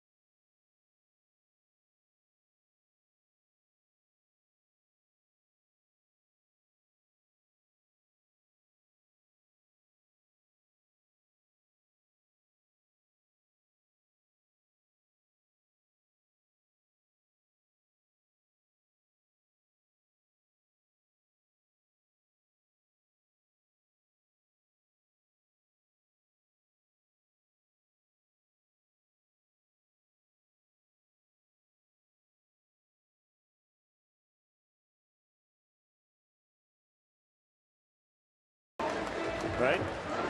Yeah. Ross, Arrieta, and Denorfia. Well, Jake's got a way to go to catch up to the other two.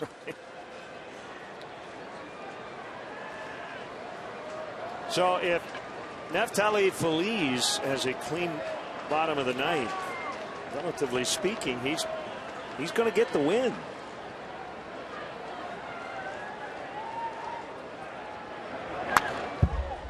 Fouled off by Bryant. 15-7.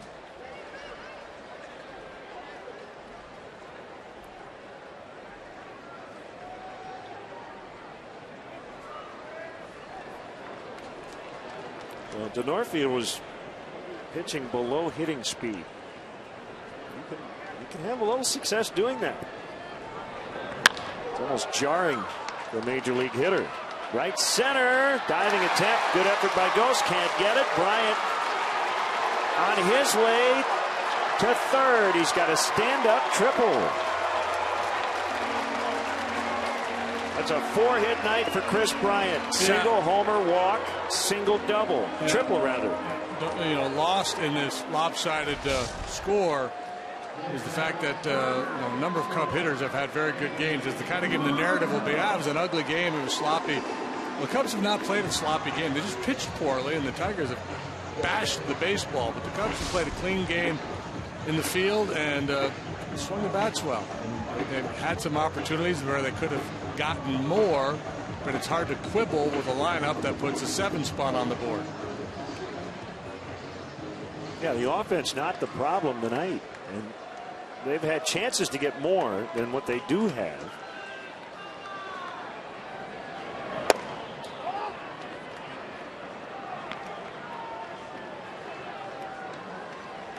One and 0 on Rizzo.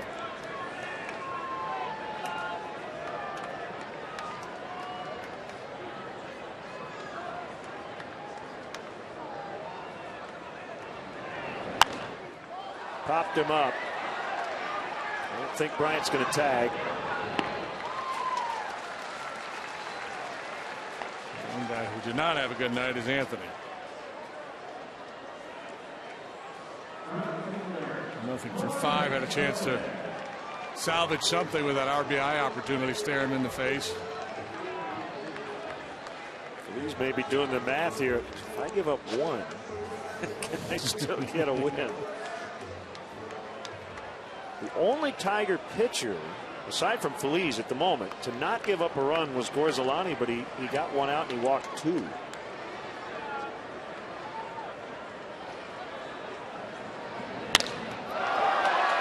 That'll get the run in as Ghost goes back to the warning track and he makes the catch right up against the ivy. Sac fly for Soler. Bryant is in 15-8. While this doesn't look like a football score, I guess with the point after changes in the NFL, we might see a 15-8 game this year. Maybe a safety. I mean, it would have really messed up your squares for the Super Bowl if you had 5 and 8. You had no chance of winning.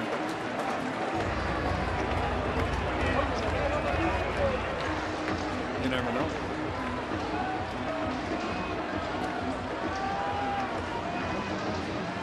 The pitcher of the game for either side was Clayton Richard. 3 1/3, 1 run allowed.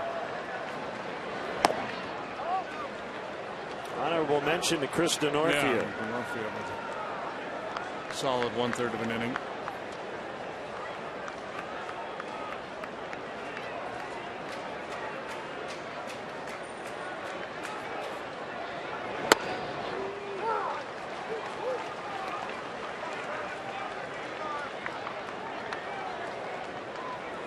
I think it's raining, by the way, very lightly. Unless I'm seeing things. No, I'm with you. It is raining a little bit.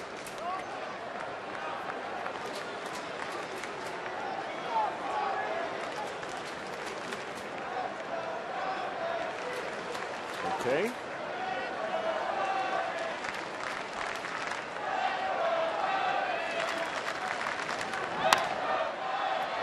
Two and 2.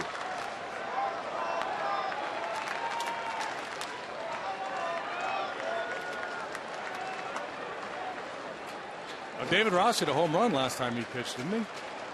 Yes. I think. I'm going to go with yes. Yeah.